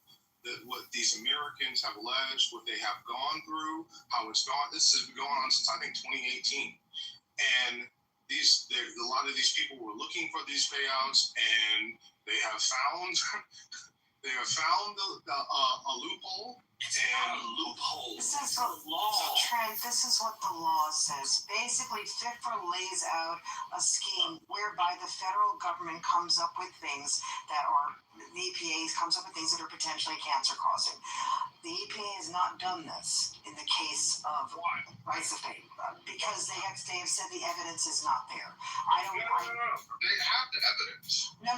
They have concluded that the evidence is not sufficient to support this sort of warning. So this case is simply about the fact Missouri has its own failure to warn law, and basically the court said, this is why it's 7-2, because it's not as complicated as you think. Basically, the Supreme Court said, no, that law is trumped by the federal law, in effect, okay, by FIFRA. So if FIFRA says no label is required, no label is required. It's as simple as that. It might be terrible. It might be an awful, awful thing, but it's a pretty basic ruling. I think, the reason I think it's terrible, because you can say this about some of these things that are going on. These people that are complaining about AI data centers. And no, there's no EPA warning on water that runs through a data center, right? But like if you see dead birds and dead frogs, that there's something going on. And that's my difficulty with this is like how easily we can be coerced. But if you guys don't think it's a big deal, so it's not that we didn't say. Okay, so now you're doing the thing where since you didn't know what you were talking about, you're trying to make us feel like we're the horrible people. We didn't say it wasn't a big deal, and we didn't say that people shouldn't get restitution. What we're saying is that courts require law, and in order to sue and get money, it has to be legal. That's what the case is about. We agree with you on the moral claims. I think Roundup is awful. I don't use Roundup in my house. I don't think. The guy came this morning. I actually talked to him. But we agree with you. But in this case, it's about FIFRA. You don't even know what that is. Yeah. No, you didn't get it because you were saying it could be used for AI. FIFRA can't be used for AI. Stop. No. Not. Stop. You're doing a thing where you don't know what you're talking about. No. Which is why I asked you. I was like, wait, how did they get to this? All right. Well, if you had let me finish, I would have told you that. Oh, my bad. But you had to interrupt me, like you just did a game. So I'm now done. Go ahead and explain to us how the FIFRA ruling fits AI. If it's AI, it fits all things. It's the way that you can coerce the judiciary, and they can be bought as well. They are being bought as well. The administrations obviously can be bought, and things that are really, really simple. Like we've known that Roundup cause cancer for quite some time, and we know that there are some effects with some of these things that are being built around us. And when these companies have evidence, like in the case of Tylenol, which I know nobody wants to talk about, but when their own documentation shows that they know that there is a problem, but instead of acknowledging and warning the public, which they actually kind of have in some cases, in the case of Tylenol, instead of warning the public about the dangers and what they are seeing, they package up the company and sell it to somebody else. And that's what I think is sometimes terrible about corporate America and not trying to protect, this nation and our own government, which sometimes does not protect us. And people like JFK, as crazy as he is up there screaming about how bad JFK is dead. You mean RFK Jr., correct? RFK Jr. Sorry. Thank you, ma'am. Yeah, that's it. Of course, that's it. I put some ant traps down the other day. Has borax in it. There's no label on it saying that borax can be fatal. Not be able to sue. Label on it that says just. Just. Okay, under what? What law? You need a law, Trent. You're not. I thought you worked in industry. You didn't get. I did. No. So on your you're talking about rat traps? It's an ant trap. Yeah, ant traps. It should have a warning that if ingested of what to do. It does not. Does it? Okay. So what can I sue under? What can I sue under? Well, it's not on the food shelf. Let me look at mine. I got some too. I want to see what mine says now. Now that you said that, that's a good point. Yeah. So stupid. No one's ever thought of these things but you until in Clubhouse last week, as if people don't know this. And this is like basic law, bro. Oh, inside. I thought he said it'll come out of the FIFA. I mean, what? Oh yeah, FIFRA. That's right. Everything's under. He said it comes underneath. You guys didn't know that everything is covered under the Federal Insecticide, Fungicide, and Rodenticide Act. Yeah, I didn't know that. No. I guess the anthrax would actually be. But I cut myself the other day. Somehow I got a nick. I was opening something. I cut myself by attacking. It was a hard corner. and it started bleeding. And I got a bruise on my finger. I guess I should be able to sue because there was no failure to warn label. Looking at my ortho, there's a fucking massive warning label of. That's on yours. Yeah. Not on mine. Huh. Is borax fatal? Can borax be fatal? I'm assuming so. Yeah. Wait, you're talking about FIFRA and you don't know if borax can be fatal? This app is insane. By the way, for those of you who are catching it, borax is exactly what Joyce fed. Do not see. Yeah, I bring it all home. Nobody can bring it home. Like, bam. Let me get somebody's back. Put it in the chat. I said, Jonesy almost met his demise when Joyce hit him with the ball. Yo, Joyce is crazy. Joyce did it on the right. Shit, dude, that was one of the best looking plates of food I've seen on TV. Long time. She made that thing look good, didn't she? They look good. Was that stewed chicken? I don't know what that was. Damn sure looked good. I can't believe the doctor went along with it. Look, the things people do for money. Money, money, money, money. She said, Jonesy had a heart attack. He said, okay. He took that brown, but why all the African movies put the money in a brown envelope?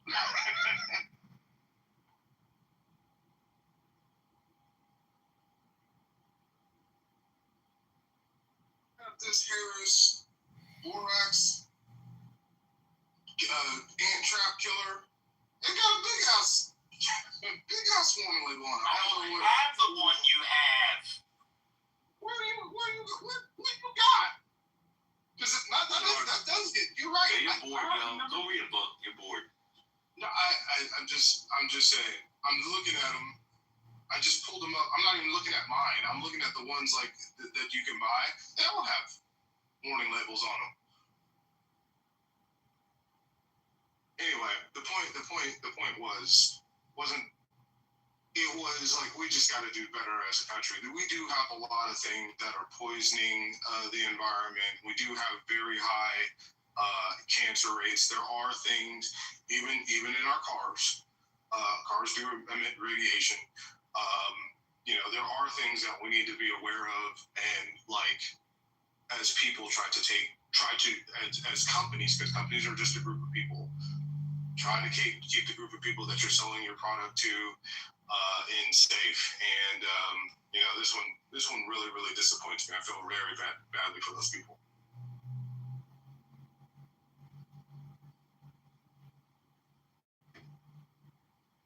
You understand? Where can you give us the studies? Where can you give us the conclusive stuff? So we can't go by. Just so you know, for multi-billion-dollar lawsuits and policy, we can't go by everybody knows. So just drop in the chat for us where you have the definitive proof. So I'm not saying it doesn't exist. Just drop it. Because if it's just everybody knows, we can't use the Phaedra Parks School of Law, a body of law. I don't know if that's addictive law or casuistic law. We can't go by the Phaedra Parks body of case law, so it would be casuistic law, to say everybody knows. So just drop it in. Yeah, just give us 3 definitive studies or overwhelming studies where we have it. Because I've been looking since you talked. I can't find any. That's one more thing. I'm glad you said that. You notice that you use, especially AI, the very first thing. I'm not using AI. No, I'm using AI. Well, I'm not using AI, so don't say you're using. No, do you hear the language? You just said, do you know you're using AI? I'm not using AI. Okay, I was using AI. I apologize. Don't move away. No, don't move away. Just give us 2 to 3 studies. That's all. I'm not saying it doesn't exist. Just give it to us. Okay, I'll go on the chat.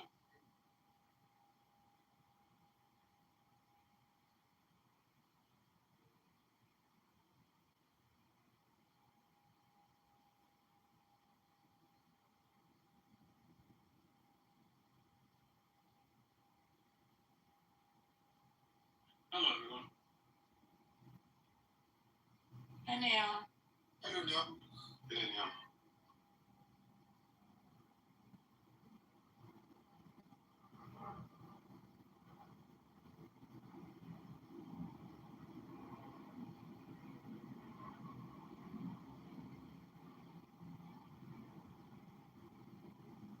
There's two of them.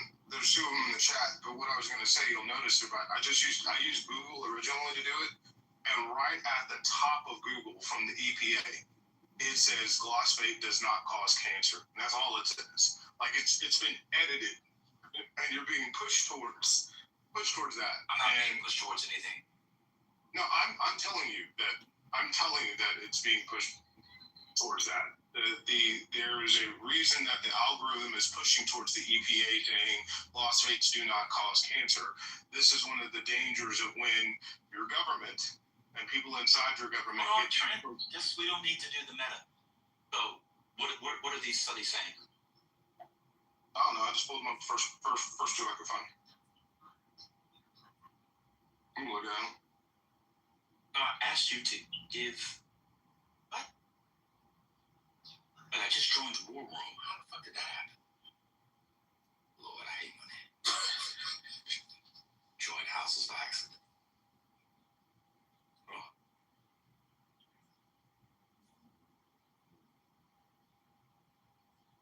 So one of them is rats, right? Oh my God, Trent, you gave us a study on rats. Yeah. Because they used it on rats to show what it would do with humans. That's. Are you joking? You can't be serious. No, I'm not joking. Oh, so whatever happens to rats in a lab happens to humans? They often use rats as a way to find what causes cancer. Yes. Wait, are you actually being serious? You think that Yes, I'm this being. is positive? Wait, are you joking? No, I'm not joking. No, yes. Lord have mercy. Rats and other types of animals are often used as test cases to figure out what the reaction is, if something's causing a neurological problem. Yes, but unfortunately for the rats, they are often the best of the cases. So you're saying that rats and humans are so biologically similar that if it happens to a rat, it happens to a human? You said neurological studies. It's not. Yeah, well, they often do use them in neurological studies. Neurological studies. They've used the rats in the cases of I can't say it, Tylenol, acetaminophen, to show that the neurological development problems. Yes, rats are close to us genetically. That it's not always 1-to-1. But if something causes cancer or is toxic to a rat or a dog or a chimpanzee, it's like a. Can I ask you something, Hold on a second. Trent? You can't say or a rat or a dog or a chimpanzee. Yeah. That was absurd. Okay. So Trent, let me just ask you something. If I give a rat the amount of, let's say, whatever it is, glyphosate that I would give a human, is that, because that's what they did in this study. Don't you see that could be a very significantly higher dose in a rat than it would be in a human? Yeah. So that's why you don't just use rat studies, because you can't just extrapolate, because that's what a lot of them do. They basically sort of say, okay, we gave this rat this dosage, but the dosage is really important, right? Correct. Okay, so that's why your study doesn't go to where you want it to. You don't like the study? That's fine with me. But that's also why you have multiple. We have multiple cases of humans with the same type of cancer, I can't say it, lymphoma. Same type of cancer that are in the same line of work. A lot of these people are landscapers and use the same type of. What are you talking about? That's what the class action is. How many is in that?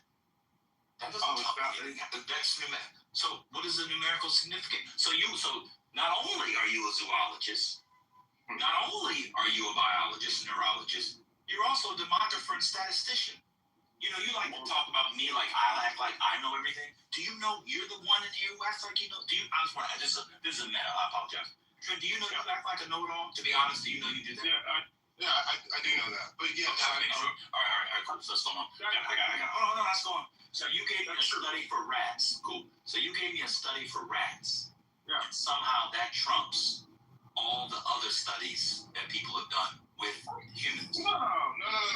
It doesn't trump all the studies, but you take everything in correlation. when you got, there's thousands of these people. What do you mean in correlation? What does that mean to take everything in correlation? Okay, so it happens in rat. Wait, what does that mean to take things in correlation? Break that down. So if rats develop a certain type of cancer, right, with a certain type of doses, and then you notice in humans that are all doing the same type of work, right, that they are more often than not getting the same types of cancer. You can surmise based upon, you don't have to give little children glyphosate to see if they develop cancer, because that would be mean and unusual. But you can surmise just based upon that hey, maybe that's how science works. You can surmise. So let me ask you a question, Trevor. Let's go to. Yeah, that's how we figured out. I got you.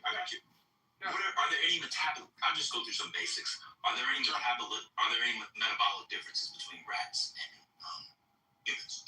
Yes, absolutely. So, okay. What about organ function? Yes. Yeah, 100%.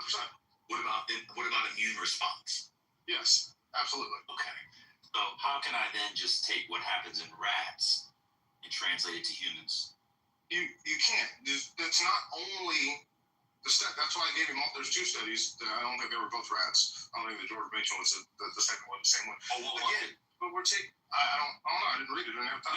No, let's go to the other. You can't cite something and then say I don't know what it was. I didn't. You said give me something, and I got you something. I want you to give me something that you knew about, not just Googling. You didn't even know it was rats. Now you're defending rats. Hold on. Hold on a second. What's the success rate of pharmaceuticals and therapies that work on rats for humans? What's the success rate? What do you think? No, I very low. No, but based off what you said, over 50%, right? Over 50% what? If it was successful on rats, it'd be successful on humans. Because you said you could just correlate and they shared it. No. I wouldn't say that. Just because wait a minute. Okay, now I'm confused. I thought your whole point was rat models are so similar to humans that we can extrapolate. And so if we can use it, one second, if it shows it in rats, it would work in humans. So if it works in rats, it works in humans. No, you just said two different things. Okay. No, I didn't. Sort of. I said if it causes cancer in rats or animals, usually it can cause cancer in humans. Now, there is a difference when you said if there is a successful animal trial on when you said successful, that's like successful vaccine. If there's a successful vaccine on rats, does that mean there's going to necessarily be a successful vaccine on humans? No. I'd actually say that's probably pretty low.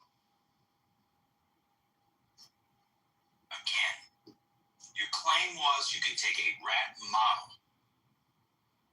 and put it on to humans. If it causes cancer in rats, lots of things. If it causes cancer in rats, it causes cancer in humans.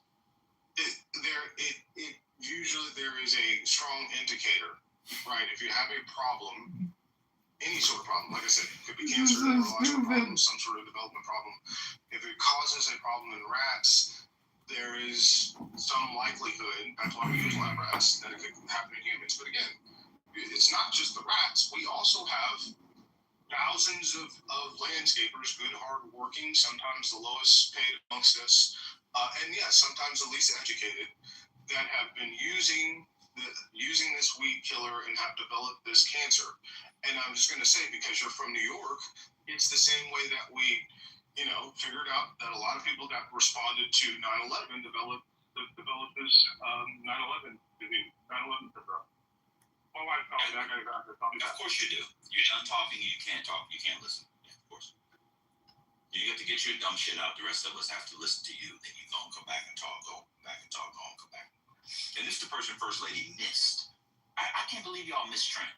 Trent is horrible for the act. He is horrible for the room. And now that he's in the state that he's in, he's actually worse. He needs to get a fucking job. Respectfully. Is he in a different state? He's not in Texas?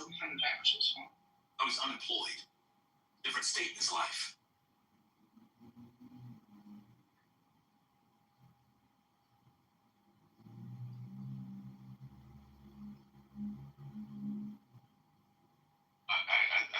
that would give him more. Maybe he explains it. Know a little bit more. Hear a little bit. What's up? The arrogance and laughing at me and calling me a know-it-all is, at this point, annoying. He can't read a book, admittedly, and wants to lecture other people.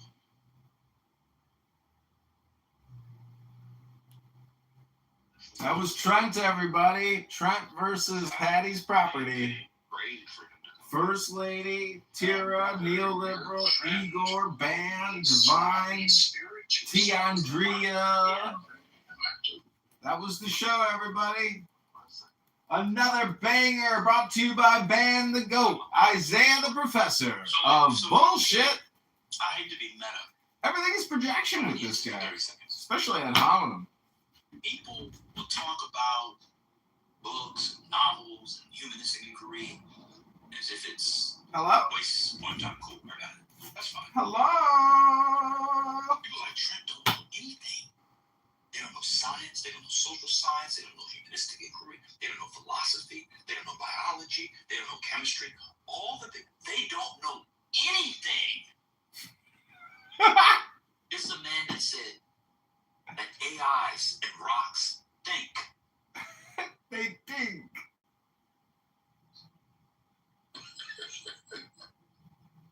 The alligators unconscious. I said the dogs. I think dogs He's back. Morality. He's back. Let me get. I didn't say alligators. I said all about reptiles. I said I do think that dogs have morality. I've seen it. But let me just say this. Morality. So dogs have a sense of evil. Where did dogs acquire their sense of evil from? I have seen dogs not attack kittens. And yeah, so does it mean it's Can you just answer the question asked of you? It's really hard to follow the conversation. Dan asked, wait a second. Dan asked you, where do dogs get their sense of evil from? That's the question, sir. Why can't you answer it? The original question was a sense of morality, and I think the last question asked of you was simple. Where do dogs get their sense of evil from? That's the question.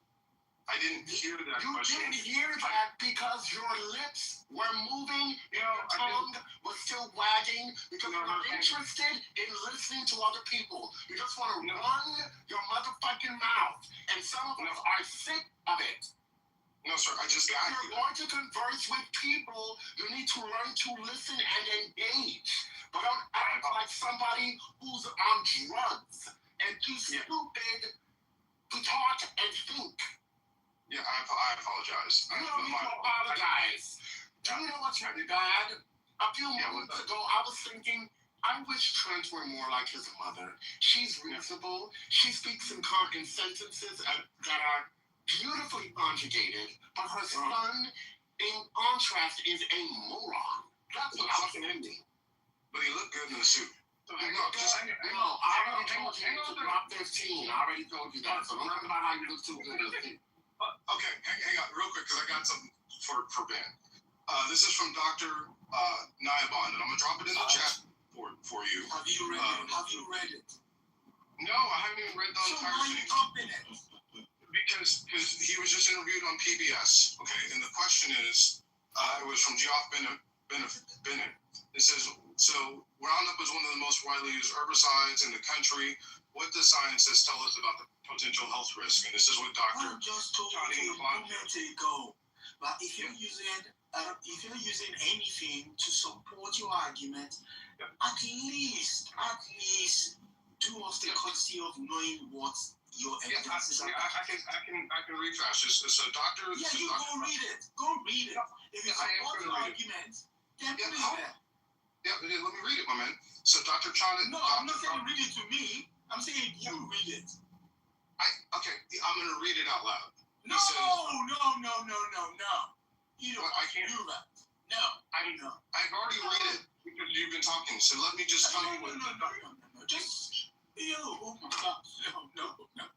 Okay, so we have learned a lot about Roundup and its active ingredient of glyphosate over the years. The article that you need to discuss with us is the article that you published in carpro.com. I want to know how many times you read that one before you signed off on it. That's what I want to know. Hang on, I just put it in. I just put it in the chat. It's from PBS. It happened 4 days ago. Let me just read this top line from Dr. Chandi Nabhan. He says, we've learned a lot about Roundup and its active ingredient glyphosate over the years. Mainly, it's linked to carcinogen and the ability to cause cancer and specifically non-Hodgkin's lymphoma. The International Association of Research on Cancer in 2015 labeled glyphosate the main ingredient of Roundup as a probable human carcinogen based upon published data, peer-reviewed literature, and based upon animal studies, toxicity studies, as well as epidemiological studies. So we know today in 26 way more than we knew back in the 70s. Can I ask you something? Is this man was he an expert witness against Monsanto in all three of the trials? Has he published a book about the toxicity of this drug or this pesticide? Yes, the answer is yes. It's right in the beginning. You didn't even read the first two paragraphs. So does he potentially have a bias? Yes, because he's published a book and he works for people who are opposed to Roundup. Got it? So I am not saying, I don't take any, I don't know anything about the actual arguments in terms of scientifically, but what I'm saying is you're saying, look, this guy appeared and he said this as if it means something, but he is the guy who basically is working for the plaintiffs on a lot of these trials, and he has this particular bent, correct? I wouldn't necessarily. So I understand what you're saying, Tara. He is a doctor with the University of Chicago on lymphoma. He is an expert on the studies. Yes, I get he's worked as a plaintiff or expert witness on the case, but I don't mean that means that he's helping against phosphates. You know, I don't. Wait a minute. So you just called out Monsanto and all the big corporations for being biased, for not wanting to pay money. But the man who's stand to make money, he's not biased. So money's only go. This is what's frustrating. We all hate Roundup. But your arguments are condescending, uninformed, and inchoate to the nth degree. The case was not about whether or not Monsanto glyphosate causes cancer.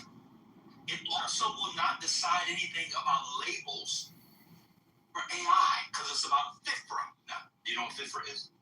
I still don't know what FIFRA is. Exactly. Let's change the conversation. You're not listening to us. That's what the frustration is. You're not actually having a conversation with us. You're just using us impetus to say whatever the fuck you want to say. I'll stop talking to you. You can go say what the fuck you want, because you're not actually in a dialogue. It's very rude, man. It's insane. We said what FIFRA is now 4 times. And we've said what the statute is. People have written out in the chat. I said it twice. You're not actually listening to us. And you guys do whatever you want. But people continue to engage Trent. He's not listening to you. He's doing his own thing. No, I'm with you. I understand why, but you asked about what people had said about Can I ask you a question, though? I spent 1 minute or less reading the first 2 paragraphs of what you posted, and I knew more about this guy than you did. So let me ask you something. Don't you think at least you owe it to the stage to spend 2 minutes reading something that you post? Because I found this out. It's in the second paragraph. It talks about who he is, what he is, and his book. And I'm not expressing any opinion on Roundup right here. What I'm trying to say is, wouldn't that at least be the minimum that somebody should do when they throw something, in the pail or the nest or whatever we call it? Yes? Yes, ma'am, you're correct. Hello? I should have been diligent and explained Hello? Real quick, if you guys Share want the article and the study on the landscapers, because I'd like to see the outliers on that study as well. That's one thing I'd like to see, because landscapers are exposed to many different chemicals, emissions, things of those nature. So I'd like to see how they got the correlation between Roundup and the landscaper, with those factoring outliers in the study. Just real quick for us, it's not a landscaper, it's landscapers. It's thousands. The landscapers are exposed to many different emissions from the correct. From anything that they use, CO2 emissions. There could be Hello? chemicals that they use, such as fertilizers, Hello? other things that they're exposed to. So I'd like to see in that study how they factor in the outliers. Because any scientific study, especially when it's not done in a closed laboratory, there's usually outliers that need to be factored in that actually you need to take into consideration the results of the study. Okay. Well, I just Google it. You just Google class action. It's got some of that in there. But to answer your question, Hurricane, thanks for reading the article. I appreciate it. I wasn't able to finish reading it. It was incoherent. My question to you was a simple one. How many rounds of review did you perform on the article before you signed off for it to be published? That's what I'd like to know. How many times did you review it? Hey, shit. I think I read it. I don't even know if I sent it to my mother because she's she's an English professor, just in case my English was off, but she thought it was fine. So you're pushing the responsibility onto your mom. How many times did you read it? I'm not a fucking editor, to be honest. Seriously, I'm not going to tell you. I'm not great with the English. I'm not great with the English language when it comes to written communication. So I put it in bite-sized forms that I know that the average reader of San Antonio reads that. Well, you're putting it out there. I put it in San Antonians? Yeah, I put it in bite-sized forms that the average San Antonian, and it was also in the Dallas Morning News. Wait, so Trey, let me just your name on it. So Trey, let me just get this clear. So you're telling me that you wrote the thing, you didn't bother to read it a few times to review it, you just then published it. Is that what you did? It was sent to their editor, so I figured that they would look at it and find anything that was completely erroneous or wrongly spelled. They shortened it a little bit. Okay. They took out a little bit of it, but I didn't see anything dramatic. Why? Was something wrong? Yeah. So it's littered with punctuation errors. My nephew in 6th grade has better punctuation skills than the person who wrote that thing. It was really bad. The format that it goes in, Rodney through the streets. Can somebody mute Rodney? He's can somebody mute Rodney? Okay, what were you saying, Trent? Yeah, I don't think there were a lot of grammatical errors. You're wrong. There were. Just hang on. Over 20. No, okay. Over 40. So the AI checks it for grammatical errors, of course, right? I really did send it to my mom.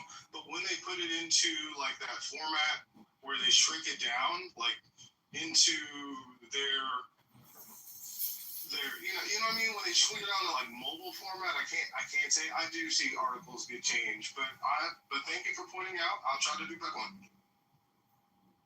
Okay. Yeah, and before you send your mother something, take some time to fix it. There's no way in the world your mother could have read that and said that it was well written. There's just no way. Not the lady that I've heard on this app twice. There's no way in the world. Your mother's Amandalish language is far too wonderful for her to read that thing and say it's good. There's just no way. And this is why I tell you, and all y'all on the stage, many of you, you're in the 95th percentile of intelligence of America. What would be well written to you, most Americans couldn't read. I'm just being honest with you. Hey, Trent. Could I read you one sentence and tell me if you hear anything wrong with this, okay? Dealers are able stabilize additional personnel cost, thus, compensation savings are often passed to you, the consumer, as dealers with an apostrophe S, face increasing pressure to lower prices. Are you perhaps missing dealers are able to stabilize? Why is there a comma after the thus? Dealers should not have an apostrophe because that would be a singular dealer. I mean, I'm just looking, this is your article, correct? It is. This is pretty funny. Actually, I'm sorry. You put this through AI and they did not find these things? There's no way they put it through AI. No way. I mean, come on. Word I think that's just one sentence. There are 3 errors in one sentence there. Yeah, look, One sentence is an entire when they like I said, when they condense it down, I don't ever writing a sentence like that. But when they did condense it a little bit from what I heard. There's no condensing you will do to writing that loses all of that. There is no Then the reason the word condense is not by the soldier is because if you imagine in the condensed milk is about the milk. Hey, Sarah, you got me. I put in a bad sentence. You got me. I got a bad sentence in there. Wait, but why would you bring San Antonio and other people in Texas and dumb this down with bad writing? So when it's dumbed down, and I say it at the top, I wrote it in like bite-sized form intentionally. Trent, every sentence doesn't make any sense. Every sentence was bad, Trent. Every sentence. There was not one sentence in that article that was decently written. They were all bad. Okay, I'm serious. Okay, that's all good. Okay. I'll take that criticism. It's all good. It's my first one out the gate for 5 years. I have not been allowed to speak publicly, write anything publicly. It has been for somebody like me who's very verbose and outgoing. It has been difficult. So this was my first one. Getting back onto the train, I've done a couple of interviews, and I have to thank you folks in this room because you actually helped me prepare to get out there to do some of these interviews and be able to think on my feet. I have to say, I am not the same person at 45 that I was at 38 and 37, so this is the first one. There will be another.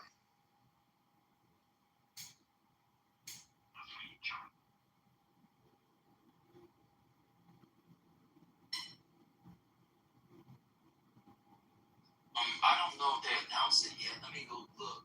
If the SCOTUS is tomorrow, or is it? Tomorrow's supposed to be the last day, and there's supposed to be birthright and transgender athletes and one other. Yeah, the other one is on. What is the other one? Monday. Okay. Yeah, it's tomorrow. I see it. Yeah. But what's the 4th one? I forgot because there's 2 finance. Right. Whether the RNC can coordinate with the political candidates, or there's any limit on that. The chief was leaving. He was leaving all the big boys for himself. He said, "I love you, please." Hello, it is very democratic of you to use my national symbols as your profile photo. Thank you. Allah is alive. In the work past profile photo, it is somehow card control of the Iranian sculptures. You're wrong. You're wrong.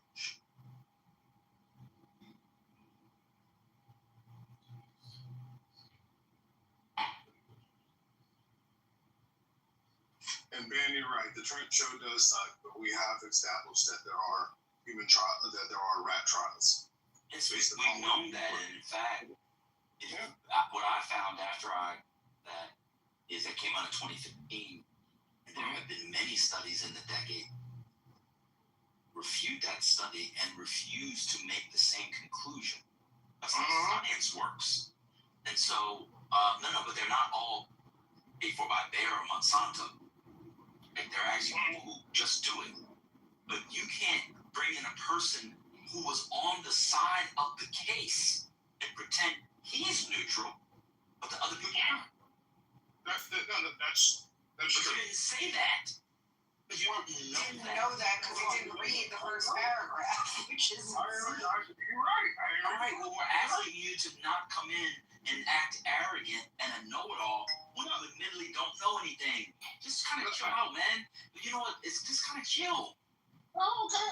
I'm leaving. You have a good day. I appreciate So it. you came back in to change the room to what you want to talk to. Now you're leaving. Yeah, bye. Bye. You won't be getting back in, though. He That motherfucker is very rude. He misspelled Lucille Ball. He misspelled it.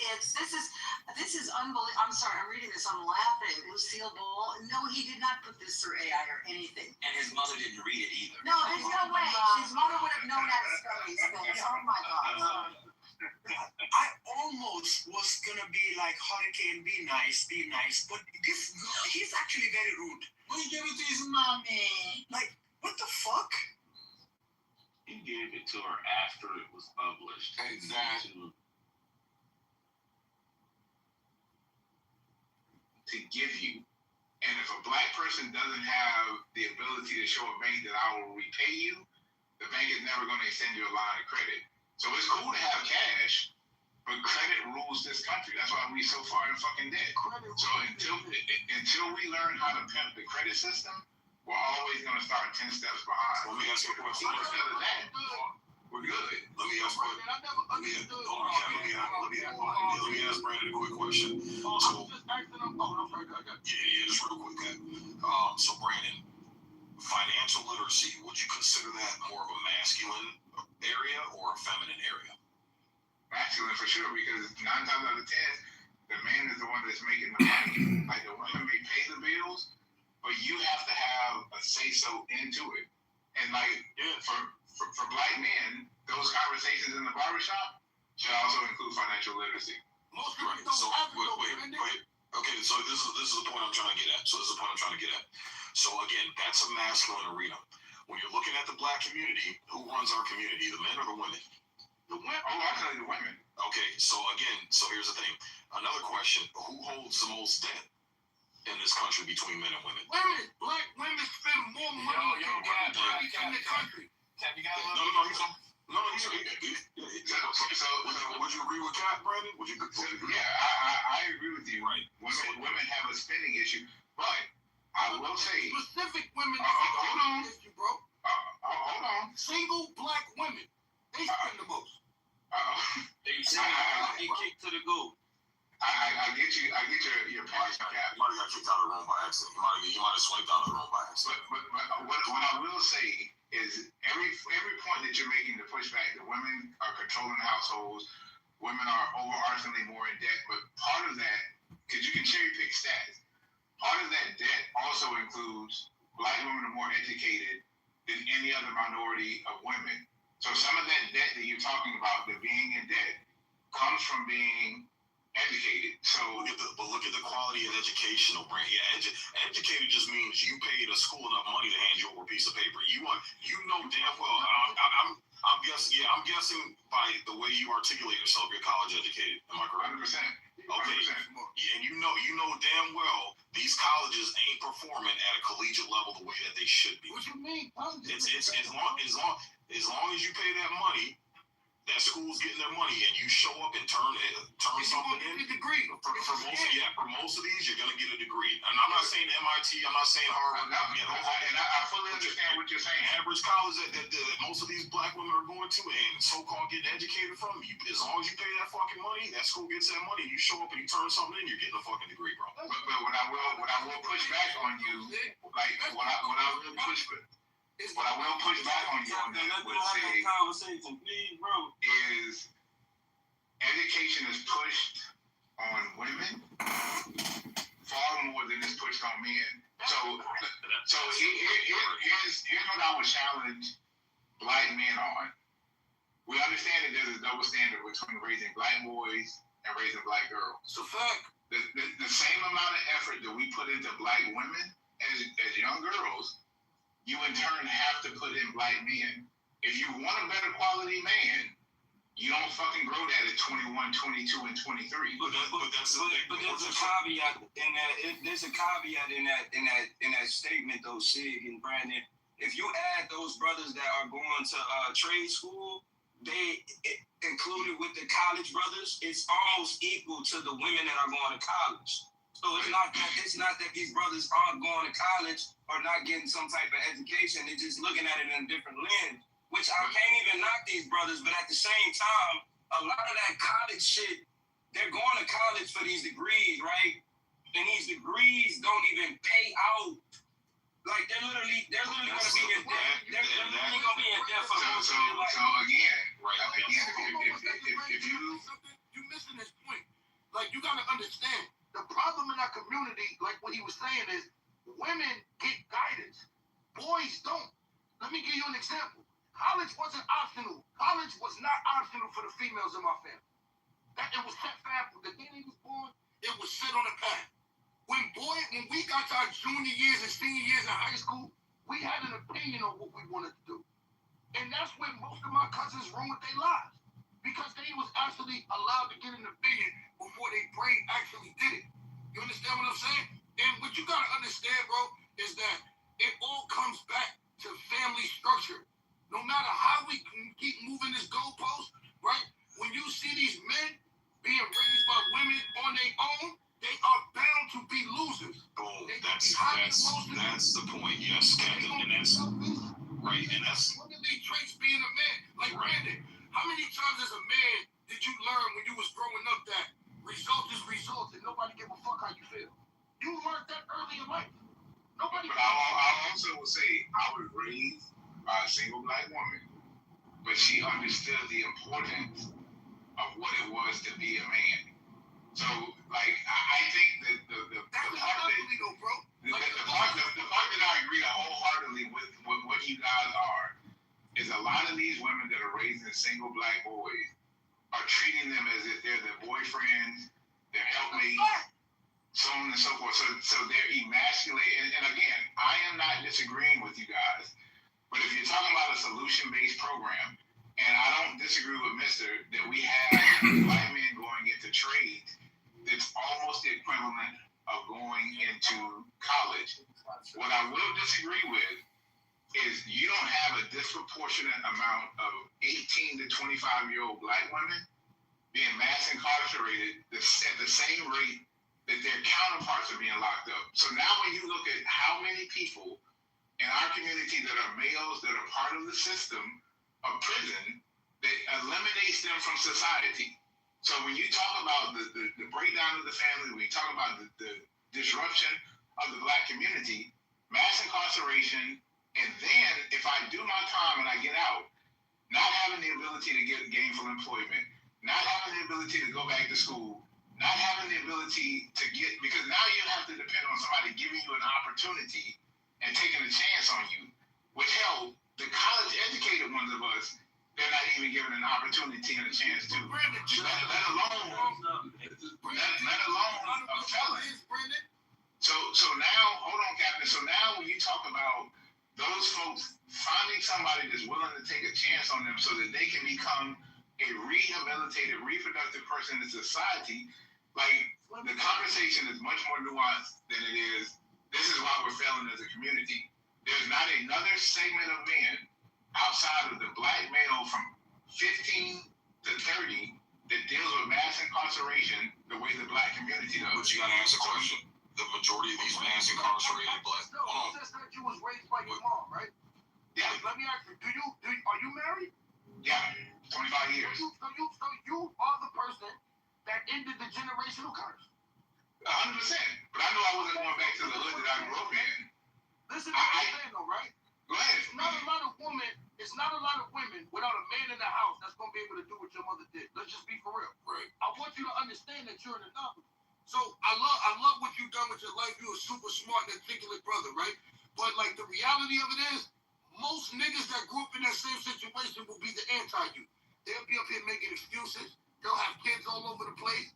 They'll generally be losing contributors to society. And what I'm saying is, the answer is family. That's the answer. Discipline, structure, self-confidence come from your father. And men provide that, right? Exactly. Yeah. Say it again? I said, no, you're right. Men are the ones that provide that structure. Yeah, like when I see a boy and I see his mother yelling at him, I know he's going to be a beta male. Because your moms ain't supposed to be yelling at you. Your father's supposed to deal with you. When I see a boy and they mother, and yo, you know the most toxic shit in the world, Brandon, is when these women tell their sons, you just like your father, and they pick the bum and fuck them. Like, that's toxic. Like, you saying my daddy ain't shit, but you was fucking him raw. Why was you fucking him raw? You can't answer that. Like, listen, I will tell you, all these women that get paid by niggas that they say ain't shit, if we ever get up here and ask them, how does an ain't shit nigga get the fuck you raw? They gonna say an uneducated nigga tricked them. And here's the thing. That's what they gonna tell you. They go to college and get an education to fuck niggas without an education. All the niggas with degrees in college with them, they didn't want to get with none of them niggas. They come back to the block and get a nigga. They didn't talk about a nigga integrity. Yep, and you got women with doctorates and master's degrees, Brandon, pulling the same fucking move, Cap. No, bro, it's the fact you got a woman with $100 million that just joined the niggas' harem. They fucking gay men. Like, we seen that with the trial that just came up. We seen that with these athletes. They'll fuck gay men. Listen, man. Most of these kids will never know that they were just an irresponsible night of drinking or their mother had them for a perceived check. They'll never know the truth. They'll just think that the father walked out on them. They'll never know that their moms was just fucking and just had them. The nigga never cared about her. He was never with her. It's just the truth. And when we talk about family structure, it starts with the choice of the woman, bro. We can't have kids. And that's if I'm a criminal and I got 3 baby mothers, and women keep reproducing with me, why you mad at the degenerate nigga? He clearly doing something that they value. Being ain't shit. And that's more niggas that ain't shit is gonna get pussy than a man that's on his purpose. We know exactly what them niggas is doing. They giving them that dick. That's it. Correct. Right. Well, here's the thing. So again, the crux of the problem is, and you talk. By the way, right? If you got a kid and you getting under $1,000, you make terrible decisions. You understand what I'm saying to you? I know that's gonna sound crazy to you. If a broad is getting under $500 child support, I know, because it's a woman's job thing to negotiate on behalf of her unborn children. That's her job. Right. She negotiated just that. So if your baby daddy ain't shit, it's because you ain't shit either. And that's the problem. And when we talk about the black community, Brandon, you talked about this incarceration rate. The majority of black men that are in prison right now, that are locked up and dealing in the penal system, they're not coming from single father homes. They're not coming from 2-parent households. They're coming from, the majority are coming from households that are managed by women. And this is a problem. When we talk about community consists of 3 elements: husbands, wives, and children. That's what makes a community. All right? If we can't get our women to get into the lane of being a wife, then it's fucking pointless. Because here's the thing, you can watch. Look, I'm telling you right now, there's so much evidence out there. Body cam footage is I think is the best thing that's ever happened to this country, because it's showing the true colors. I watch a lot of body cam footage. I watch police interacting with black men. I watch police interacting with white men, black men. White men, white women, Asian men, Asian women, Arab women. Even if you just break it down to police interaction between black men and black women, overwhelmingly, I see black men dealing with police. Most of them are calm. Most of them are cool. They follow orders. But when you see them dealing with the black women, the narrative fucking changes. It flips. The attitude, the disrespect, the non-compliance to authority, it's the worst with black women. So again, the issue is, and I want to get back to this clip because this clip really highlights what we're talking about. Before I go to dinner, I wanted to say one more thing too, right? It's a lot of mailmen that's going through mental health crises too, because it's this girl in your goo named Pretty Motherfucker, right? The mailman in her neighborhood is 4 different last names on her mailbox, right? He confused the mailman because that nigga don't know if he going to the right house. You understand what I'm saying? Imagine it's 4 different last names on the same mailbox. That's bro. Like motherfucker, I can't get my package on time because this nigga walking around the neighborhood like he finna rob somebody. Assalamu alaikum, habibi.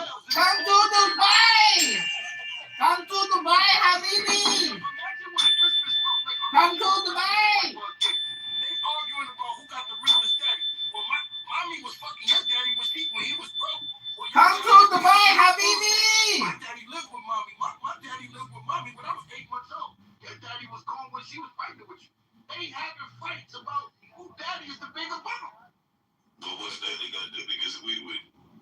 I don't know if they would know that, but. Alright, call the FBI on you! They're gonna shut down your car rental business and have you deported! Bye-bye, Habibi! Take care now! Enjoy Pakistan! Have a good time in Pakistan with your brother in Vancouver in Canada. You're all going back to Pakistan! Financial literacy, men dominate that field as far as disseminating that information down to the children. Being frugal with our money, right? When we talk about order, when we talk about discipline, when we talk about structure, this is the man's job. And if the man can't control the woman, and the woman is allowed to roam free and float around here like a leaf in the wind with zero consequence and zero accountability, we don't have a community. And that's why we're having this discussion. Because we have to be honest. You're going back to Pakistan! Out of control. And when you Habibi, come back to Karachi! What happened? Where you been? I'm in Pakistan. How'd you go to Pakistan? Motherfucking John Kitover. John Kitover called the FBI in California and Los Angeles, and they fucking deported me back to Pakistan. God damn it! I'm back in Pakistan! I'm back in Pakistan! They deported me back to Pakistan! I got deported to Pakistan! What happened, Habibi? Come back to Karachi!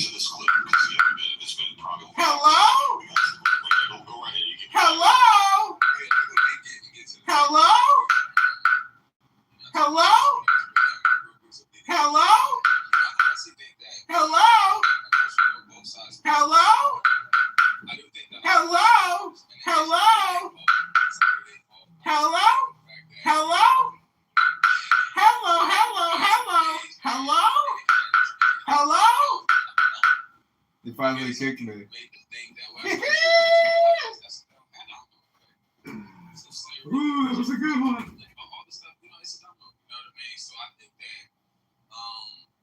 Kind of the sad truth that a lot of our sisters have partaken of the wine, they drunk of the wine of white supremacy, to believe that anything that's close to whiteness, anything that's close to it, anything that's in proximity of it is better, it's going to produce something. And in the process, only produce nothing but brainwashing and hatred for your own self and your own men, your own kids, and everything like that. But I'm going to land out to really be too long-winded. I do think that when it comes to a lot of our sisters, and it's really sad that a lot of us don't really have the emotional bandwidth, and they don't really have the basic emotional bandwidth when it comes to men, especially us. Like, I know I got sister, and it's not every single brother, it's not every single case, but I don't really go through it too much at all, really at all. But I noticed that, listen to other brothers speak and listen to other experiences and things like that. They seem that Hello? Speak to a homie. Hello? Change. And cuss out a brother just the same with women. You know what I mean? And I think that it's really sad. It's really sad. It's depressing. At some point, it makes you think like, damn, what's happening to our nation? Now, do I get disrespected in a sense? I haven't really got disrespected in a while. Probably on this app getting cussed out, but other than that, I haven't really experienced nothing too bad. But I do think that, when it comes to our community, a lot of our sisters, man, a lot of them lack basic human decency. Like basic human decency. They promote being a baddie. They want to be this boss chick type of woman, and don't understand that what's going to get you taken serious is being that virtuous and being a solid woman, 10 toes down when it comes to your character. Now, I get it, some women that have been that way, they may have got done wrong. I get it, but you shouldn't stop being virtuous just because one dude didn't handle you correctly. That's all I'm gonna say. So I'm gonna get back to this clip, and then we can open up the floor for discussion. Oh no, you're good, bro. No. I appreciate your submission, man. Welcome to the stage, everybody. What's going on, Brad? What's up, Pepe? Welcome, guys. Good to see you. So yeah, we're gonna get to this clip, and at any time, if you hear something in the clip and you want to comment, just open up your mic and start talking. I'll pause the clip. But this is, this is generally the attitude. What we're about to hear and witness is generally the attitude we hear coming from right? Not all. It's not every single black woman. It's not all black women. But this mindset is in a good number of our black women. And this mindset is being taught to these kids that they're raising in these households. There's no men to stop this, right? There's no men to counter the acidic attitude, the cancerous attitude that these women have, and they're passing on now to their children. We wonder why we see our children in situations like Trayvon Martin, like Carmelo Anthony, like what's the young man's name that got shot by the Asian store owner the other week. This is why we're seeing our young boys. This is why Juneteenth, a celebration of Black liberty. We got Chicago, 30 shot, 40 shot, 13 dead. On a weekend celebration that's supposed to celebrate Black liberty, Black independence, Black freedom, and it ain't white KK members, it ain't white Republicans going into Chicago and then shooting and killing all these black people. It's other black people, and the majority of these people pulling the trigger are coming from homes that are managed and ran by women. Okay, so here we go with the clip. Excuse me, ma'am. What's the most beautiful thing about a black woman? Me? Okay, I like that. Yeah, for sure. Why do you say that? I think a black woman, the beautiful thing about a black woman is we can advocate for ourselves. We're black, we're beautiful, we strong. We take care of a lot of shit without a man. We don't need a man for shit. So men was mad that we got jobs. The fuck? Weak ass nigga. If I'm not mistaken, the question was, what is the most beautiful thing about a black woman? How did we go from that to her insulting men? Does it make sense to you guys? Because I'm kind of confused right now. So you don't think black women need men at all? I mean, we need men for all reasons, all sexual reasons, but in all reality, we don't need no man. I didn't watch my mother be a woman her whole life. She didn't need no. Again, the young man made a great point. He asked a specific question, and she went straight to disdain for black men. And you wonder why these young black boys, and you wonder why we got 40 shot on Juneteenth weekend. You wonder why we got 75 shot on Father's Day weekend in Chicago, and Shreveport, and Baltimore. You wonder why the illiteracy rates are the highest in our community. You know, when you go into these inner cities and these school systems. And if you look at these school boards, nothing but black women with doctorates and master's degrees running these fucking school boards and making the decisions for our local education. So, can I say something? She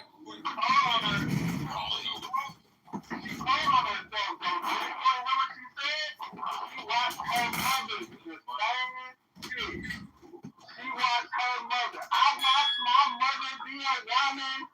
This is like I think you said it like before you played the clip again. They raised by single women, Bob, the man and the women alike. And this is what we get. And then here you are with the degeneracy, bro. Because I guarantee she don't have a kid, she will be a baby mama within the next couple years. Wait, hold on, let me say this real quick. I will at least have this in front of you guys. I will say this. Number one, do I think every sister thinks like that? Absolutely not. Number two, we gotta also think about this too, right? If we was able to practice dick discipline, there should be no way in hell I'm busting in a side of woman that I'm not even about to take serious. You know what I mean? So we don't even have this issue, right? Now I do get when it comes to the point, right? When it comes to the video, the way she was speaking, it didn't make sense. I seen that earlier. Couple weeks ago, I think, earlier last week or something like that. I seen the video and I was like, oh wow, like he asked what is beautiful about black women, she went off. Now I will say this though too, I do feel bad because I'm noticing even like my little brother and my little niece and nephew, like when they're in high school now, right? A lot of like my nephews, they're choosing to go to prom without Hispanic or white people. And to me, it bothers me because I'm like, wait a minute. And not just that, even when I went to prom, right? I went with a Mexican girl. I really wanted to go with the sister, but I was too scared to ask her anybody. She was fine as well. Wait, why were you scared of a black woman? You weren't scared of the not black women? No, wait, hold on. No, I get what you're saying. No. I'm not, here's the thing. I'm not taking away from what you're saying. I get it. I'm just saying, when you look at what's going on in our community, a lot of the young brothers, a lot of my young nieces and nephews. Don't blame it on that question, Lord. Don't blame it on that. Why were you scared to ask the black woman, but you weren't scared to ask the Mexican? Okay, let me tell you why. Because realistically, I did not have any type of game to talk to. I could have just said something. I didn't have the. So you don't need game for the Mexican. That would be sad. You don't need no sad. You Stop. Shouldn't you be good for enough? Wait, real quick. I'm gonna learn my play. The Hispanic lady, we was actually already friends, right? So it wasn't really like nothing. Because I really wanted to go with the sister, but she got asked by somebody else. But when we went to prom, I seen her. She wasn't really dancing with the nigga. I'm like, why the fuck is she going with that nigga? But I was too scared to say something. So it's my fault for not speaking. No, you're not saying it, dude. Like, that she was not even hanging with who she was going with. It's a sign that she was a bad chick. She's not really loyal to the person who asked her to go. You put effort in. You're not seeing No, that. but here's the thing. After prom, though, like, after high school, we started talking and hanging out. I told her what the deal was. She said you could have said something. And I was too scared. Shit, you know what I'm saying? But, I'm gonna stop talking. Go ahead. I'm gonna tell you why. I just think that the clip. Yeah, I'm just gonna say this. No, don't stop telling on yourself, Ron. Keep going. Don't be up. A lot of us have been waiting on it. I'm gonna say for the points you're making, I agree with, or at least they have some worth discussion. But this clip doesn't really get it. It's just because she sounds like she's a hood. You can find a hood dude who's going to misrepresent what us brothers are really talking about, and you can talk to get some of these country folks that's going to sound crazy and make the white people sound so. So I just don't. When I got to hear that clip, I don't hear a representation of most women that come and talk to her. I mean, if that guy is going around trying to find somebody who's going to make him go viral, so he might have came across some people who gave sensible answers.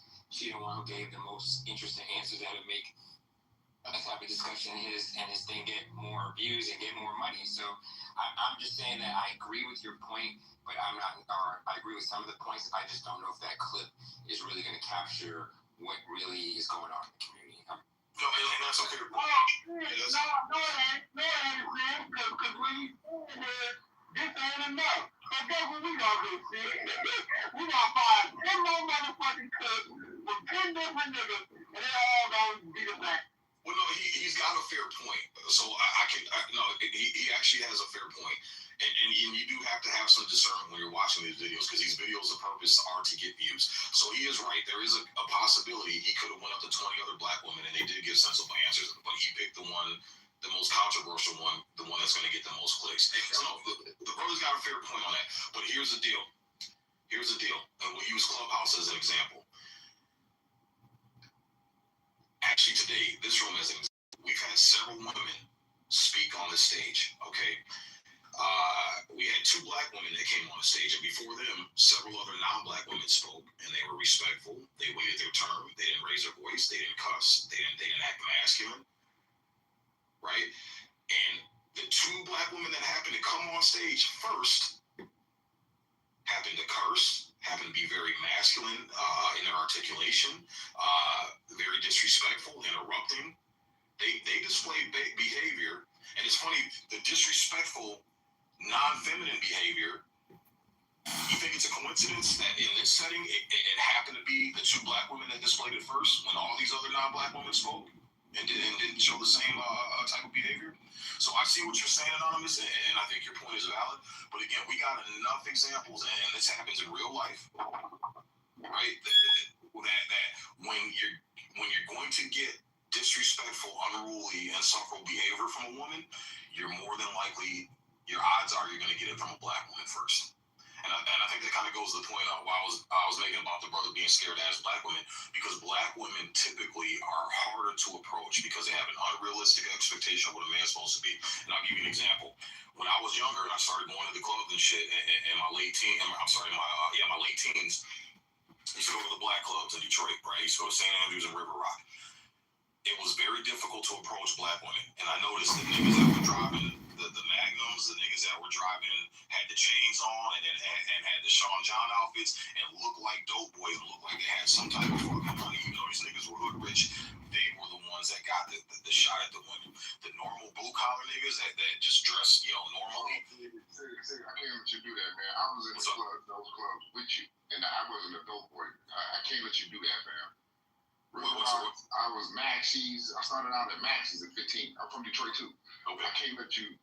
Was the dope boys winning? Yes, but regular niggas was winning too, because I was winning. We was winning. Me and my niggas was winning. Even when we got to college and we was going across the bridge to Canada, We connoisseurs, we broke. We was winning over there too, bro. I can't let you say that about. I'm not saying it was impossible, but you just admitted, was the Dope Boys winning?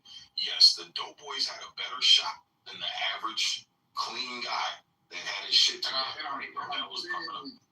I gotta disagree with you. I was there with you, and we wasn't Dope Boys, and we was winning. But here's the thing though. When you went over to Clutch Cargo's in Pontiac, what's the demographic at Clutch Cargo's on? Majority white women or black women? Oh, you had the dress code clubs too. I'm not disagreeing with you. It's the same everywhere though. You got cats that pull up in the rides, clothes, and drink. They gonna win too. But cats that got gift for the cats that can speak to a female, make her laugh, is happy. They don't necessarily gotta have that. What those Dope Boys had. That's all I'm saying. But Detroit, back in the day, this is before social media. This is the 90s. This is the late 90s, early 2000s. Niggas is winning, bro. We ain't had no money. Didn't you start at the Maxis, the teenage club? Then we elevated to River Rock and shit like that. Come on, man. That's all I'm saying. What I'm saying is that there is a difference. The barrier to entry is a lot harder when you're dealing with black women than it is with non-black women. And a few of my buddies that grew up going to the same clubs, and I didn't know them as teenagers. I didn't meet these guys until I was in my 30s. And when I started talking about this, like, yeah, I started going to Clutch Cargos, and I noticed I could just show up in a pair of Skechers, cargo pants, and a hoodie, and the barrier of entry was a lot lower. Those women were more willing to talk to lower-level blue-collar guys that were just average, basic guys than it was with the black women. And they said, man, it was the same thing too. So again, I'm talking to guys that I didn't grow up with and sharing these stories and hearing the same things. Like, yeah, talking to black women, the barrier of entry is a lot higher. I'm not saying it's impossible or unapologetic, but what I'm saying is when you're dealing with black women, that barrier of entry is a lot higher than dealing with non-black. Non-black women are willing to give you more of a time of day without having to peacock. Homosexuals still fucking. You see, we have an exchange. We come on. You're not both from the same place. We have an exchange. Why somebody always got to chime in? Listen, homosexuals still fucking. Right? I give you this shit. That's it. Detroit has always been materialistic. Most metro big cities are people. There's a lot of people that are materialistic. It costs a lot to live there. This is before social media. Right? He's not wrong. But I'm here to tell you, this is when I was in college. Nobody. This is before cats started making it to the NFL. Things wasn't balling. We eat ramen noodles on college campuses. Right? I'm telling you, niggas was winning in high school and college, bro. I'm just telling you. We was looking at niggas like, man, you ain't got to spend that money to get this pussy. This is in the late 90s, just before fucking social media. This is when niggas still have pagers. Before all that shit. I was telling them niggas that shit in 2013. You ain't gotta do too much, man. You just gotta know how to talk to women. But I will say, to the whole point of what we talking about, like, the non-approachable shit, I hear that, but I never had any problem getting really anything that I wanted for real. But what I can say, if we go back to, I just want to focus on the family dynamic, bro, because that's the key to the fall of the black community. It ain't about, I don't know, man. I guess that do got something to do with them being approachable too, bro. Yeah, I never really had that issue.